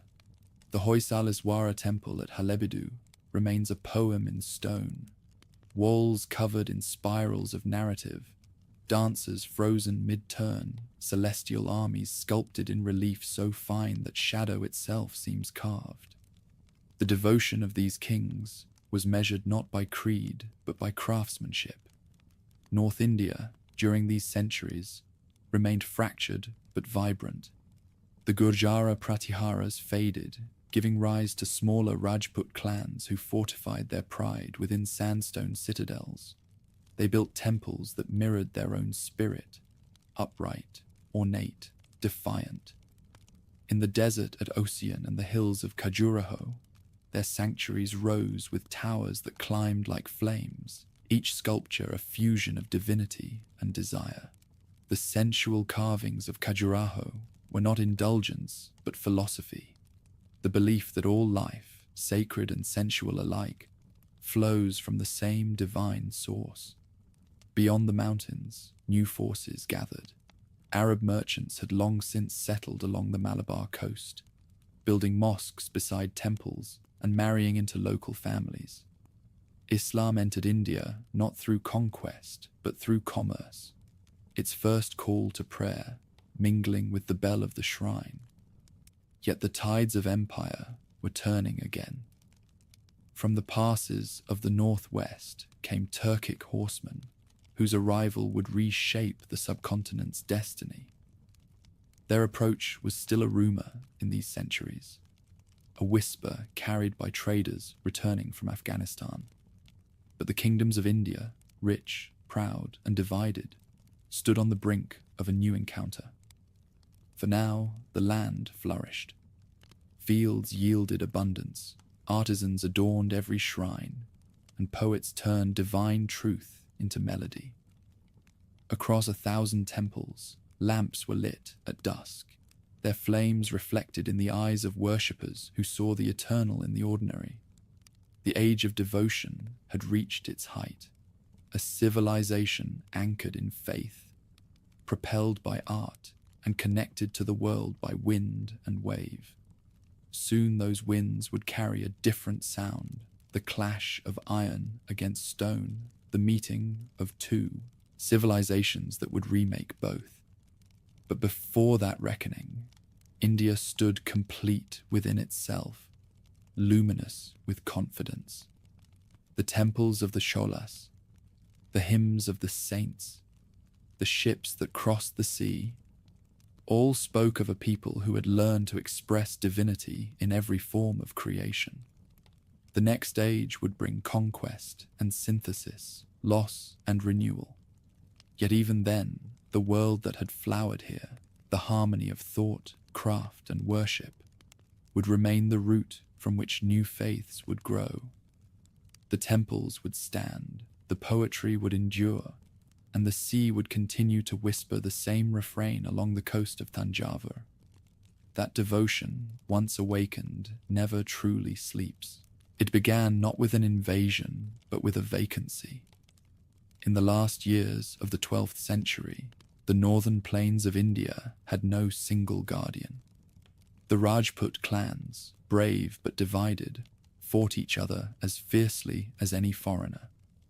Into this vacuum rode armies hardened by the deserts of Central Asia, horsemen whose speed was their armor, whose discipline was their faith. At first they came as mercenaries serving distant masters, then as conquerors serving none. What followed would remake the subcontinent's destiny and its soul.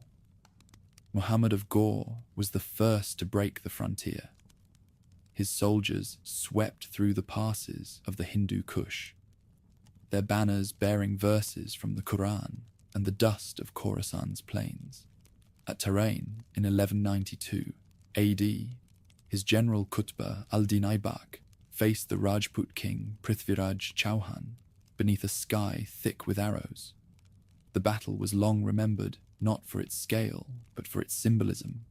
The age of mounted archers had met the age of armoured valour, and the sword of the desert proved swifter than the pride of the plains. When the smoke cleared, the path to Delhi lay open. Muhammad returned west soon after, leaving his newly conquered territories in the hands of his slave general, Qutb al-Din.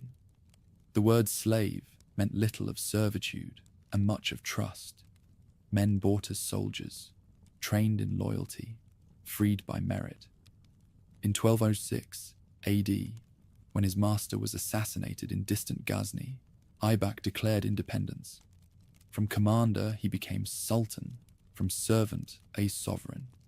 Thus began the Delhi Sultanate, the first Muslim kingdom rooted not in transience but in Indian soil. Delhi, ancient yet restless, became his capital. There he began to build, not merely fortresses, but permanence. From the ruins of Hindu and Jain temples rose the Quwwatul Islam, the might of Islam, its arches carved from older stone, yet unified by new design. Beside it, the Qutub Minar climbed toward the sky, a tower of red sandstone inscribed with Arabic calligraphy.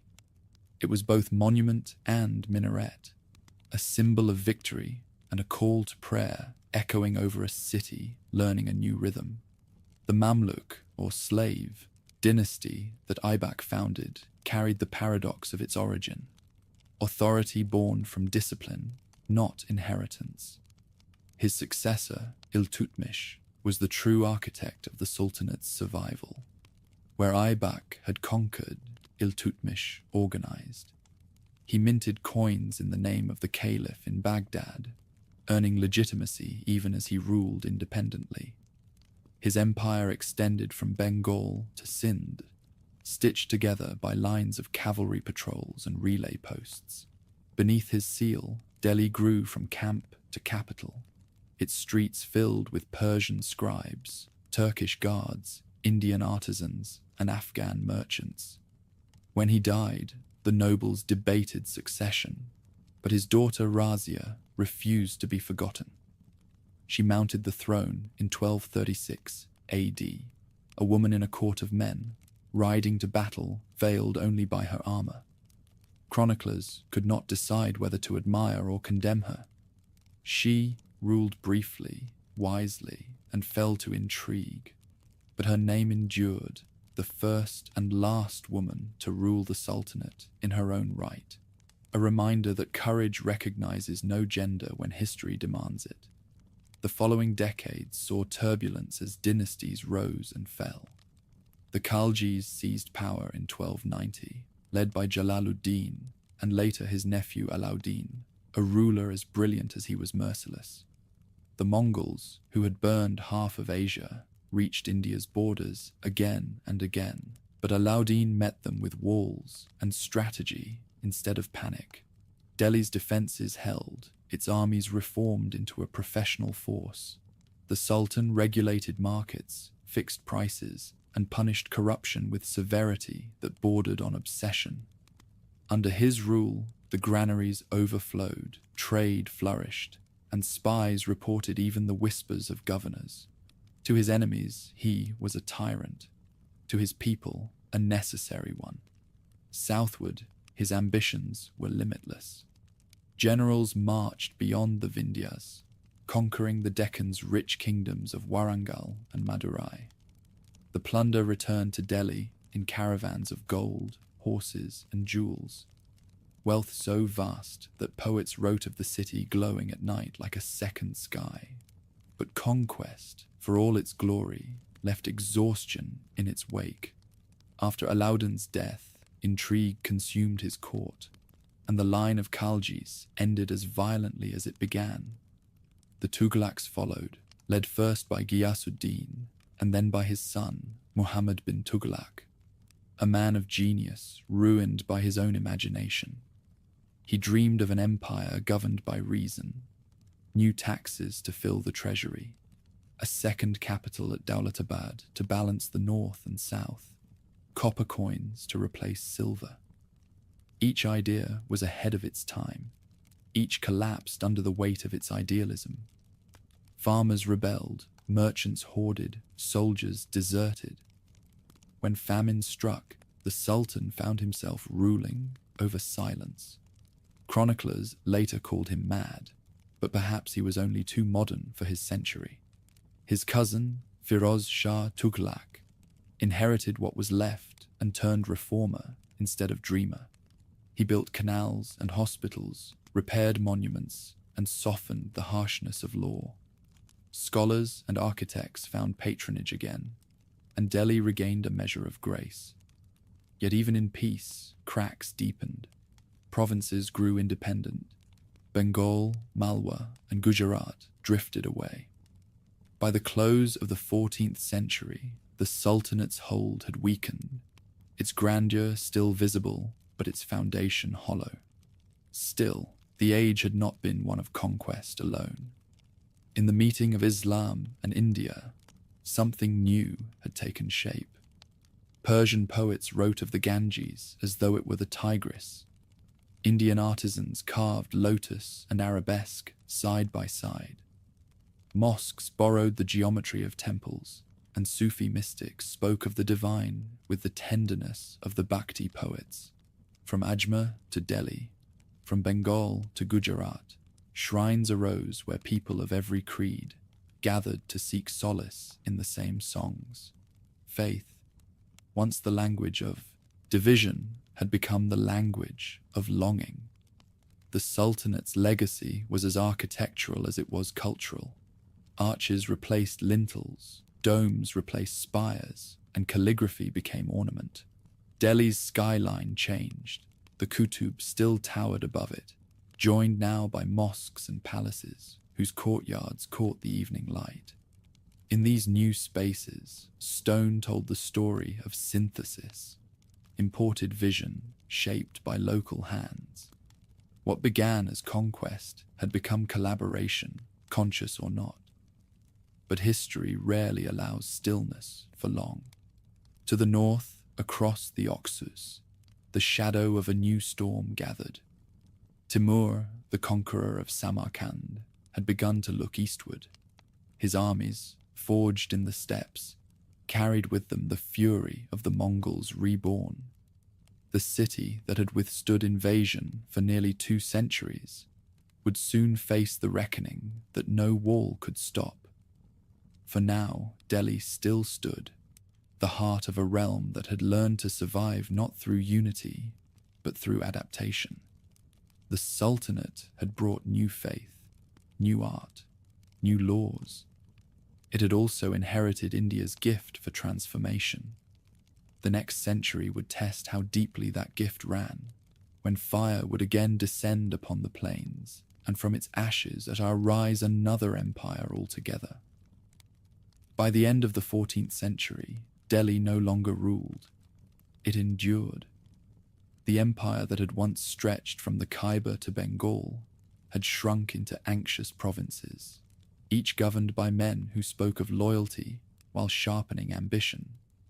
The Tughlaqs, weary heirs of a restless lineage, clung to power through inertia. Firoz Shah's gentle reforms had softened the Sultanate's edges, but they had also dulled its will. When his successors quarreled, the throne changed hands as often as the seasons. Governors grew bold, soldiers unpaid, peasants taxed to the bone. The empire was a body still standing after the soul had gone. Beyond the northern frontier, the steppe winds carried rumors of a new terror. Timur of Samarkand, descendant of Genghis in spirit, if not in blood, was already master of Persia and Central Asia. His empire moved where he willed, swift as dust storms, ruthless as drought. In 1398 AD, he crossed the Indus with the precision of a surgeon and the appetite of a flame. The border towns surrendered without contest. The plains offered no resistance worth the name. Delhi, leaderless and hollow, waited like a city that had forgotten how to pray. The armies met at the banks of the Yamuna. The Sultan, Mahmud Tughlaq, fielded war elephants in their iron armor, towers of muscle and thunder that had terrified invaders for centuries. Timur's archers met them with fire. Naphtha-soaked arrows turned the beasts against their masters. The ranks collapsed before the battle had truly begun. Delhi's gates opened soon after, not in defiance, but in despair. What followed was less a conquest than a cataclysm. For days the city burned, its mosques and temples indistinguishable in ruin, its streets filled with the echo of screams. Chroniclers wrote that corpses lay piled so high the sun could not see the earth. When Timur finally withdrew, leaving behind only ashes and terror, he took no throne, only loot, slaves, and the satisfaction of having undone a civilization. His army marched back through the Punjab, leaving silence in its wake. Delhi, emptied of half its people, stood as a monument to impermanence. The once golden capital of the East had become a graveyard of empires. Yet even ruin in India carries renewal in its shadow. From the chaos of Timur's invasion rose new centers of power, smaller, defiant, and deeply Indian. The Sayyid dynasty, claiming descent from the Prophet, rebuilt a semblance of government in Delhi around 1414 AD. Their rule was modest, their ambitions realistic. They governed by negotiation, not force, aware that every province beyond sight of the capital was already sovereign in spirit. To the west, Gujarat and Malwa grew wealthy on trade. To the east, Bengal flourished as an independent sultanate. In the Deccan, the Bahmani kings held their own courts of Persian luxury and Indian sensibility. The Bahmani realm, stretching from the Godavari to the Krishna, became a crucible of cultural fusion. Persian administrators served alongside Kannada generals. Urdu began to take shape as a language of the barracks and the bazaar, a blend of Turkic, Arabic, and local dialects.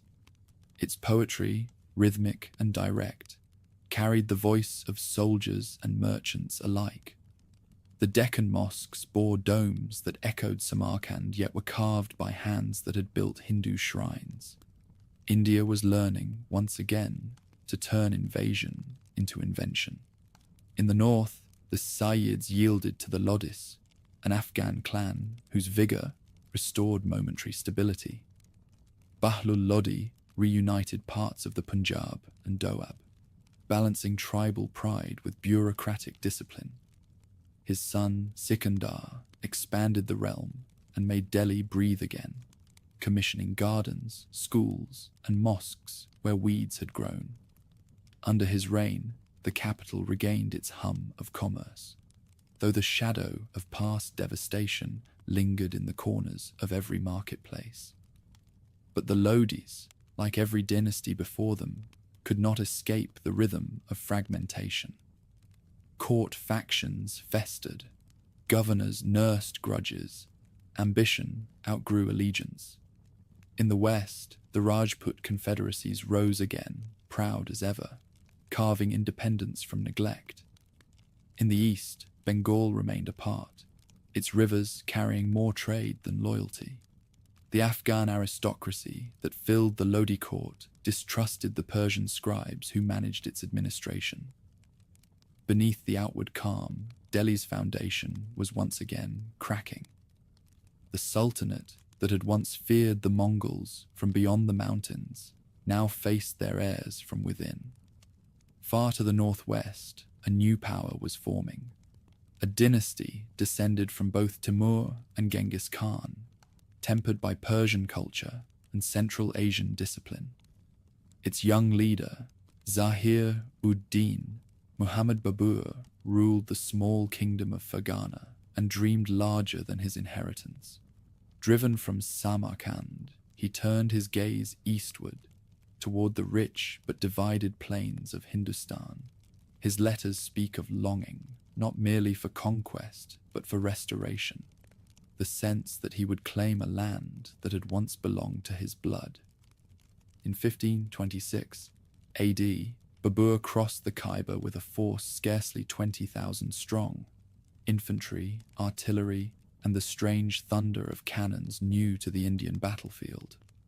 At Panipat, he met the army of Ibrahim Lodi, larger by far, but weighed down by its own disunity. The morning fog hid the maneuver that decided the battle. Babur's field fortifications and gunpowder fire shattered the Afghan advance before it reached striking distance. When the smoke cleared, Delhi lay open once more, not to looters or zealots, but to a man who came to rule.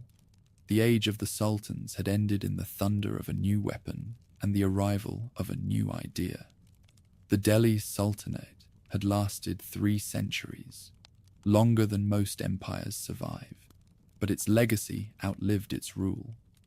It brought to India the arch and the dome, the Persian chronicle, and the Arabic script, the discipline of cavalry, and the melody of the Sufi qawwali. It gave birth to languages that still carry its cadence, and to architecture that still shades its cities. It fractured the land, yet widened its imagination, making room for plurality even in conquest. As Babur entered Delhi, its ruins still bore the scars of Timur's fire, but the people lit lamps again, as they always had. The city had fallen and risen too many times to fear another master. On those same foundations, a new empire would rise, one that would blend Mongol endurance with Indian abundance, sword with art, conquest with vision. The story of India was preparing to turn another page, written now in Persian ink and Mughal gold. Mist still clung to the fields of Panipat when the first cannon roared. The ground trembled beneath a noise India had never heard, a sound not of thunder, but of revolution. Ibrahim Lodi's war elephants, armored in steel and fear, turned upon their own ranks as Babur's guns spoke the new language of power. By sunset, the age of cavalry was over, and the dust of the plain had swallowed a dynasty. Babur, Prince of Fergana, exile of Samarkand, grandson of Timur and heir of Genghis Khan, stood at the edge of his improbable destiny. On that cold April evening in 1526 AD, the Mughal Empire began not in triumph, but in exhaustion. Babur entered Delhi as a foreigner who wished to belong. His memoir, the Baburnama, tells not of conquest, but of wonder, the scent of mango groves, the press of monsoon air, the chaos of markets and faiths. The land is rich, he wrote, but the men have no order. He meant no insult, he meant potential. He set about imposing rhythm where there had been only noise. His soldiers, veterans of Central Asia, built canals, repaired roads, and re-established the mint. Artisans displaced by war found new patronage, scholars new protection. Gardens rose along the Yamuna in geometric balance, divided by water channels that mirrored the paradise of Persian poets. To Babur, harmony was victory, beauty, governance. He ruled barely 4 years before illness took him, but in that brief time he planted the seed of a new ideal, an empire defined not by blood or faith, but by administration, artistry, and endurance. When he died in 1530 AD, they buried him facing Kabul, in the land of his youth, but his dream remained rooted in India. The crown passed to Humayun, his son, a man of gentler spirit but unsteady hand. He inherited a fragile throne and too many enemies.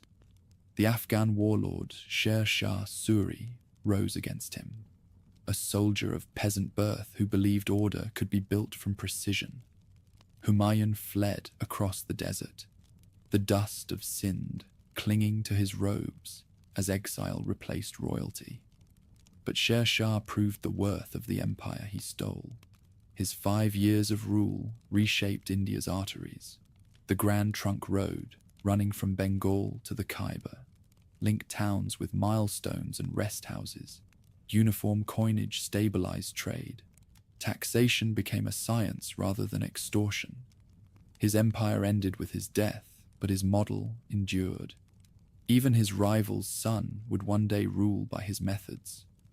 When fortune turned, Humayun returned with Persian aid, reclaiming Delhi in 1555 AD. The city greeted him without celebration.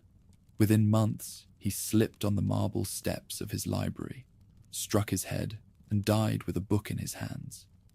The empire seemed cursed to flicker out before it could shine. But history, as always in India, was already preparing its resurrection.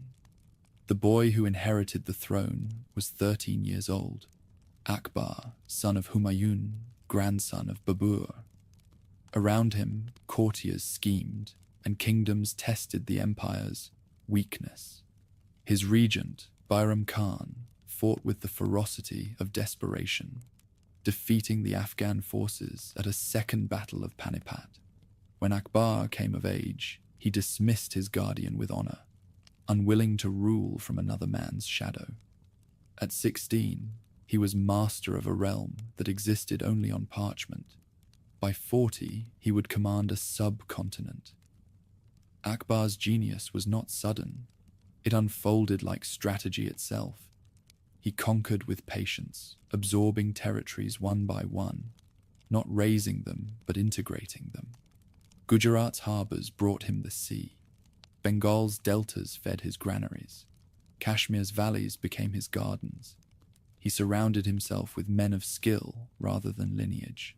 Rajputs, Persians, Afghans, Hindus, and Turks. Each found a place in his system of mansabdars, officers ranked by merit, paid in land and honor. From this hierarchy rose a bureaucracy capable of governing more people than any empire before it. He understood that unity required more than conquest. In the 3rd decade of his reign, he moved his capital to a new city, built from red sandstone on the plains near Agra. He called it Fatehpur Sikri, the city of victory, but it was also a city of ideas. Its courtyards opened like thoughts. Its corridors balanced symmetry with surprise. Persian arches met Indian columns.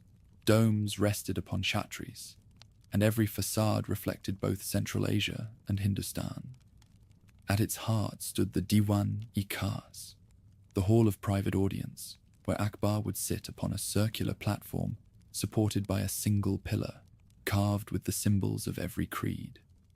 Bridges radiated from the center to the surrounding galleries, a physical map of his empire and his philosophy, all faiths meeting at the sovereign's reason. Religion, the great divide of history, became his instrument of reconciliation. Akbar listened to the mullah and the pandit, to the Jain monk and the Jesuit priest. He invited them to debate in the Ibadat Khana, the house of worship, where he sat silent amid their arguments, absorbing more than he spoke. Out of their noise, he distilled his own creed, the Din-i-Ilahi, the religion of God. It had no scripture, no rituals, no priesthood. It preached reason, compassion, and loyalty. Critics mocked it as vanity. Admirers saw it as revelation. But even those who rejected his creed could not ignore his tolerance. Under his reign, Hindu temples reopened, Jesuit churches rose, and the empire's coins bore no sectarian symbols, only the light of his name. His tolerance was practical as well as philosophical. The Rajputs, India's proudest warriors, had fought the Mughals for generations. Akbar turned them into allies. He married their princesses, shared their feasts, and entrusted them with command. The fortress of Amber sent generals instead of rebels. The proud house of Marwar gave him loyal kin. Only Mewar held out, led by Rana Pratap, who chose exile over submission. Their battles became legend, valor meeting valor, pride refusing compromise. When Pratap died in the forests, Akbar is said to have wept, calling him a king without a crown, but with honor unmatched. While the armies marched, the empire flourished in peace. The revenue minister, Toda Mal, introduced reforms that measured land and harvest with mathematical precision. Taxes were fixed by productivity, collected in grain or coin, and reinvested in irrigation and infrastructure. Merchants traveled the roads safely. Artisans thrived under royal workshops. From Kabul to Bengal, markets glittered with textiles, spices, gems, and the hum of a stable economy. Akbar's empire was not an occupation. It was an organism. Art and scholarship followed prosperity. The historian Abul Fazl recorded the age in his monumental Akbarnama, blending fact and myth into a living chronicle. The court artist Basawan painted his subjects with shading unknown to Indian art before him, creating portraits that seemed to breathe. Music, too, found its golden age. The singer Tan Sen transformed ragas into prayer, his voice said to calm storms and ignite lamps. In Akbar's court, beauty became a duty. But for all his power, Akbar ruled by restraint. His palace was grand, but never gaudy. He rode with soldiers, ate sparingly, and kept his ears open to petitioners. Each Friday, he weighed himself against gold, donating the equivalent to charity, not out of superstition, but out of example. A ruler, he once said, must be like the rain that falls on all alike. His justice, firm yet human, made him beloved across faiths. Hindu villagers called him Jalaluddin Akbar Badshah, Muslims Akbar the Great. To his people, he was not foreign, but familiar, a ruler who had found the pulse of India and matched his heart to it. As his power grew, so did the contradictions within it. The empire's wealth depended on harmony. Its harmony depended on him alone. The vast administration he had built demanded constant oversight. The noble families he elevated sought ever greater reward. Toward the end of his reign, factions emerged around his sons, each claiming to inherit not just his throne, but his vision. When Prince Salim rebelled in 1600 AD, Akbar's patience faltered for the first time.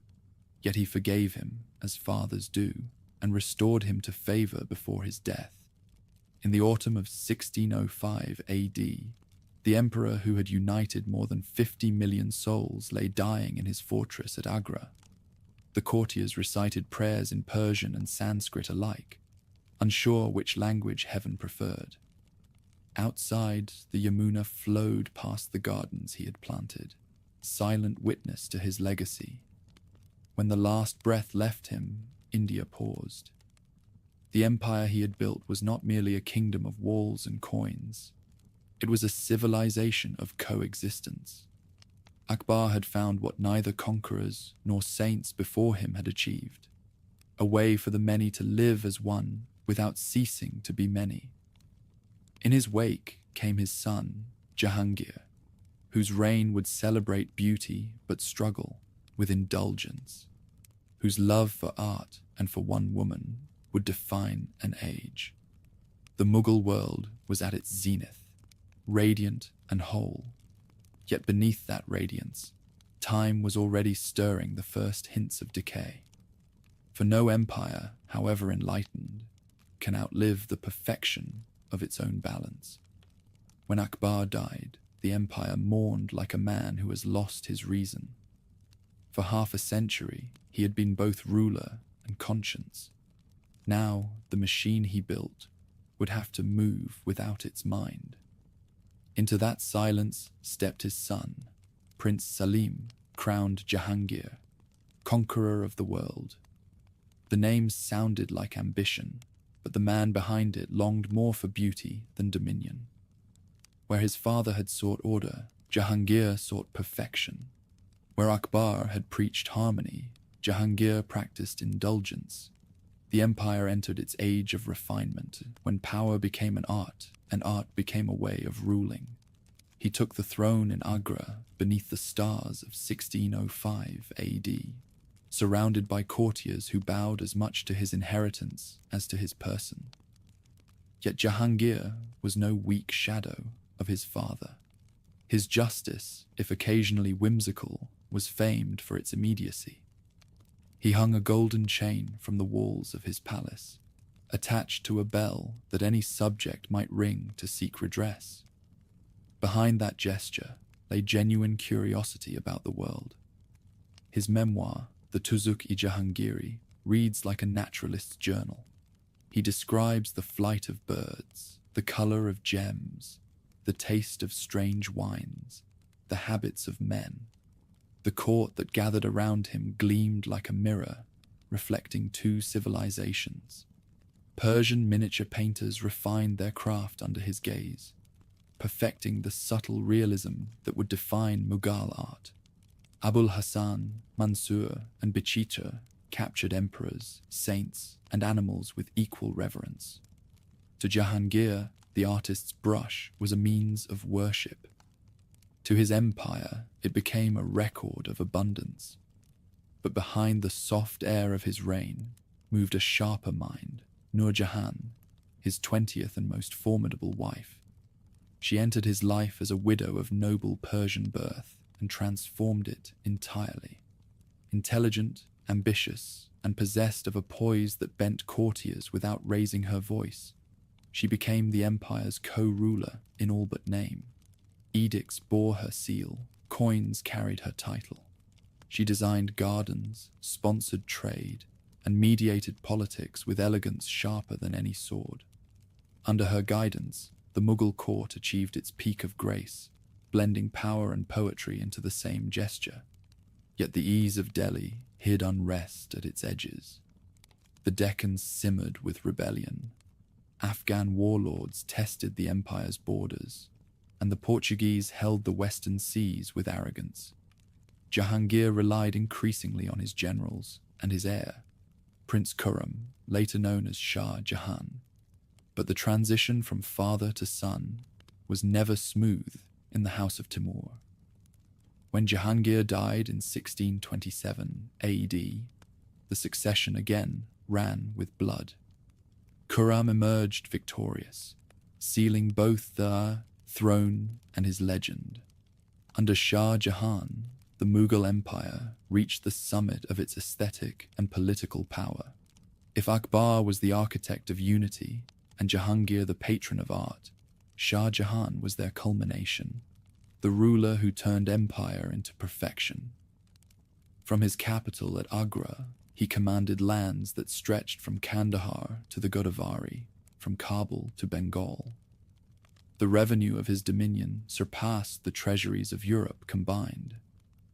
But his true monument was not measured in gold or land. When his beloved wife, Mumtaz Mahal, died giving birth to their 14th child, grief became his master. For 2 years, he withdrew from the court, wrapped in white mourning. Then he began to build a tomb, worthy of both his sorrow and his empire.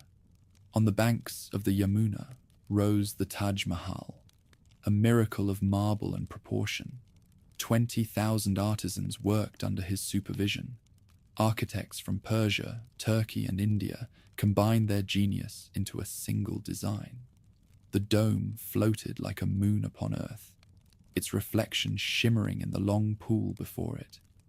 In that perfect symmetry, the empire immortalized its own illusion, beauty that believes it can defy time.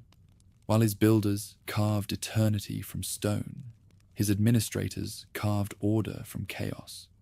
The empire's provinces, subas, were governed with precision. Their taxes filled treasuries. Their roads connected seas to mountains. Caravans carried silks, indigo, and spices through deserts guarded by Mughal forts. In Surat and Hooghly, European traders established settlements under imperial license: Portuguese, Dutch, English, and French, all competing for a share of India's wealth. The world was beginning to shift from empire to trade, but the Mughals did not yet sense the tide. The emperor's domestic peace, however, was not his family's. Among his sons, Dara Shikoh, Shuja, Murad, and Aurangzeb, the rivalry that had haunted every Mughal generation grew malignant. When Shah Jahan fell ill in 1657 AD, the empire trembled again under the weight of succession. Dara, the eldest, was scholar and mystic, fascinated by the Upanishads and the Sufi path. He dreamed of blending Islam and Hinduism into a single philosophy of divine unity. His brother Aurangzeb saw heresy in such dreams and strength in orthodoxy. Their struggle split the empire's soul. When Aurangzeb triumphed, Dara was executed, and Shah Jahan, once builder of the world's greatest tomb, was confined within the Red Fort of Agra. From his prison, he could see the Taj Mahal across the river, glowing under the same moonlight that had inspired it. He died there in 1666 AD. The marble of his grief turned into his shroud. Aurangzeb's reign would be the longest and most complex in Mughal history, half ascetic, half imperial. He rose each day before dawn for prayer, copied the Quran by hand, and lived with the austerity of a monk.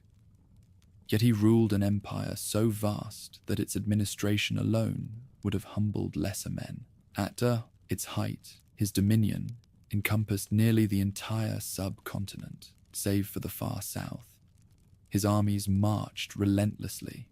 Bijapur fell, Golconda surrendered, and the Deccan lay under his banners.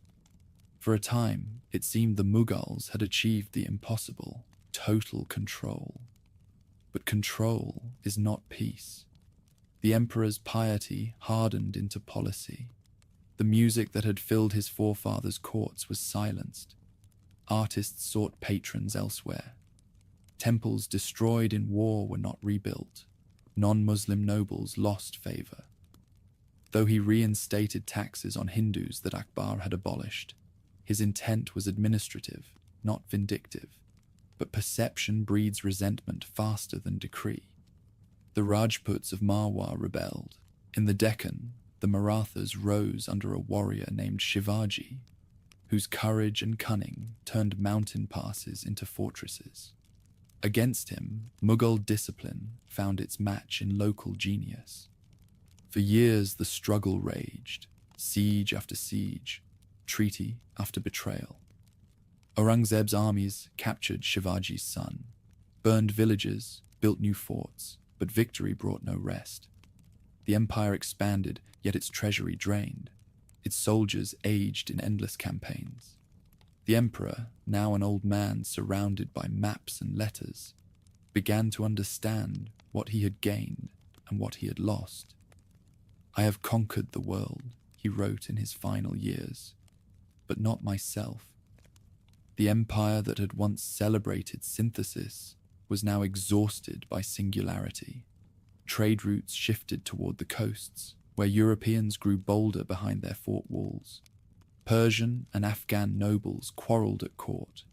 Governors kept more revenue than they remitted. In Bengal, local rulers acted like kings. In the Deccan, Mughal generals ruled as satraps. The vast edifice still stood, but its columns were hollowing from within. Aurangzeb's last campaigns were waged not for expansion, but to prevent collapse. When he marched south to the Carnatic at the age of 70, he commanded an army larger than any fielded by Rome, but his enemies multiplied faster than his victories. He lived in tents for years, writing letters of loneliness and fatigue. "I came alone into this world," he confessed, "and I go as a stranger, full of errors." In 1707 AD, after nearly 50 years on the throne, he died near Ahmadnagar, wrapped in a plain white cloth of his own weaving. He ordered his burial to be simple, his grave unmarked by marble or dome. The empire he left behind was vast, magnificent, and trembling. The Mughal ideal, the union of faith and reason, of beauty and power, had reached its furthest edge and begun to fracture under its own weight. Yet the legacy endured. The architecture of their reign, forts, palaces, mosques, still glowed beneath the Indian sun. Their administration, art, and language still defined the land. Persian mingled with Sanskrit to form Urdu, the poetry of hearts and soldiers alike. The music suppressed under Aurangzeb would reawaken in villages. The literature born in Akbar's court would outlive the courts themselves. By the time the emperor's body was laid to rest, the empire's future had already changed hands invisibly. In the coastal factories of Calcutta, Madras, and Bombay, foreign traders had begun to count India's riches in ledgers rather than chronicles. The British, who came as merchants, watched as the empire they would one day inherit began to crack. But in 1707 AD, none could yet imagine it. For now, the Mughal world still glittered, its domes untouched, its prestige unbroken, its shadow vast enough to stretch across the next century. The Mughals had ruled India for nearly 200 years. They had brought blood and brilliance, tolerance and tyranny, ruin and renewal. Their story was not the rise and fall of a dynasty, but the long arc of a civilization learning its own balance. In Akbar's reason, Jahangir's art, Shah Jahan's sorrow, and Aurangzeb's faith lay the four faces of India's soul, each true, each incomplete. Together, they formed the mirror in which a nation first saw itself, diverse, divided, and indestructible.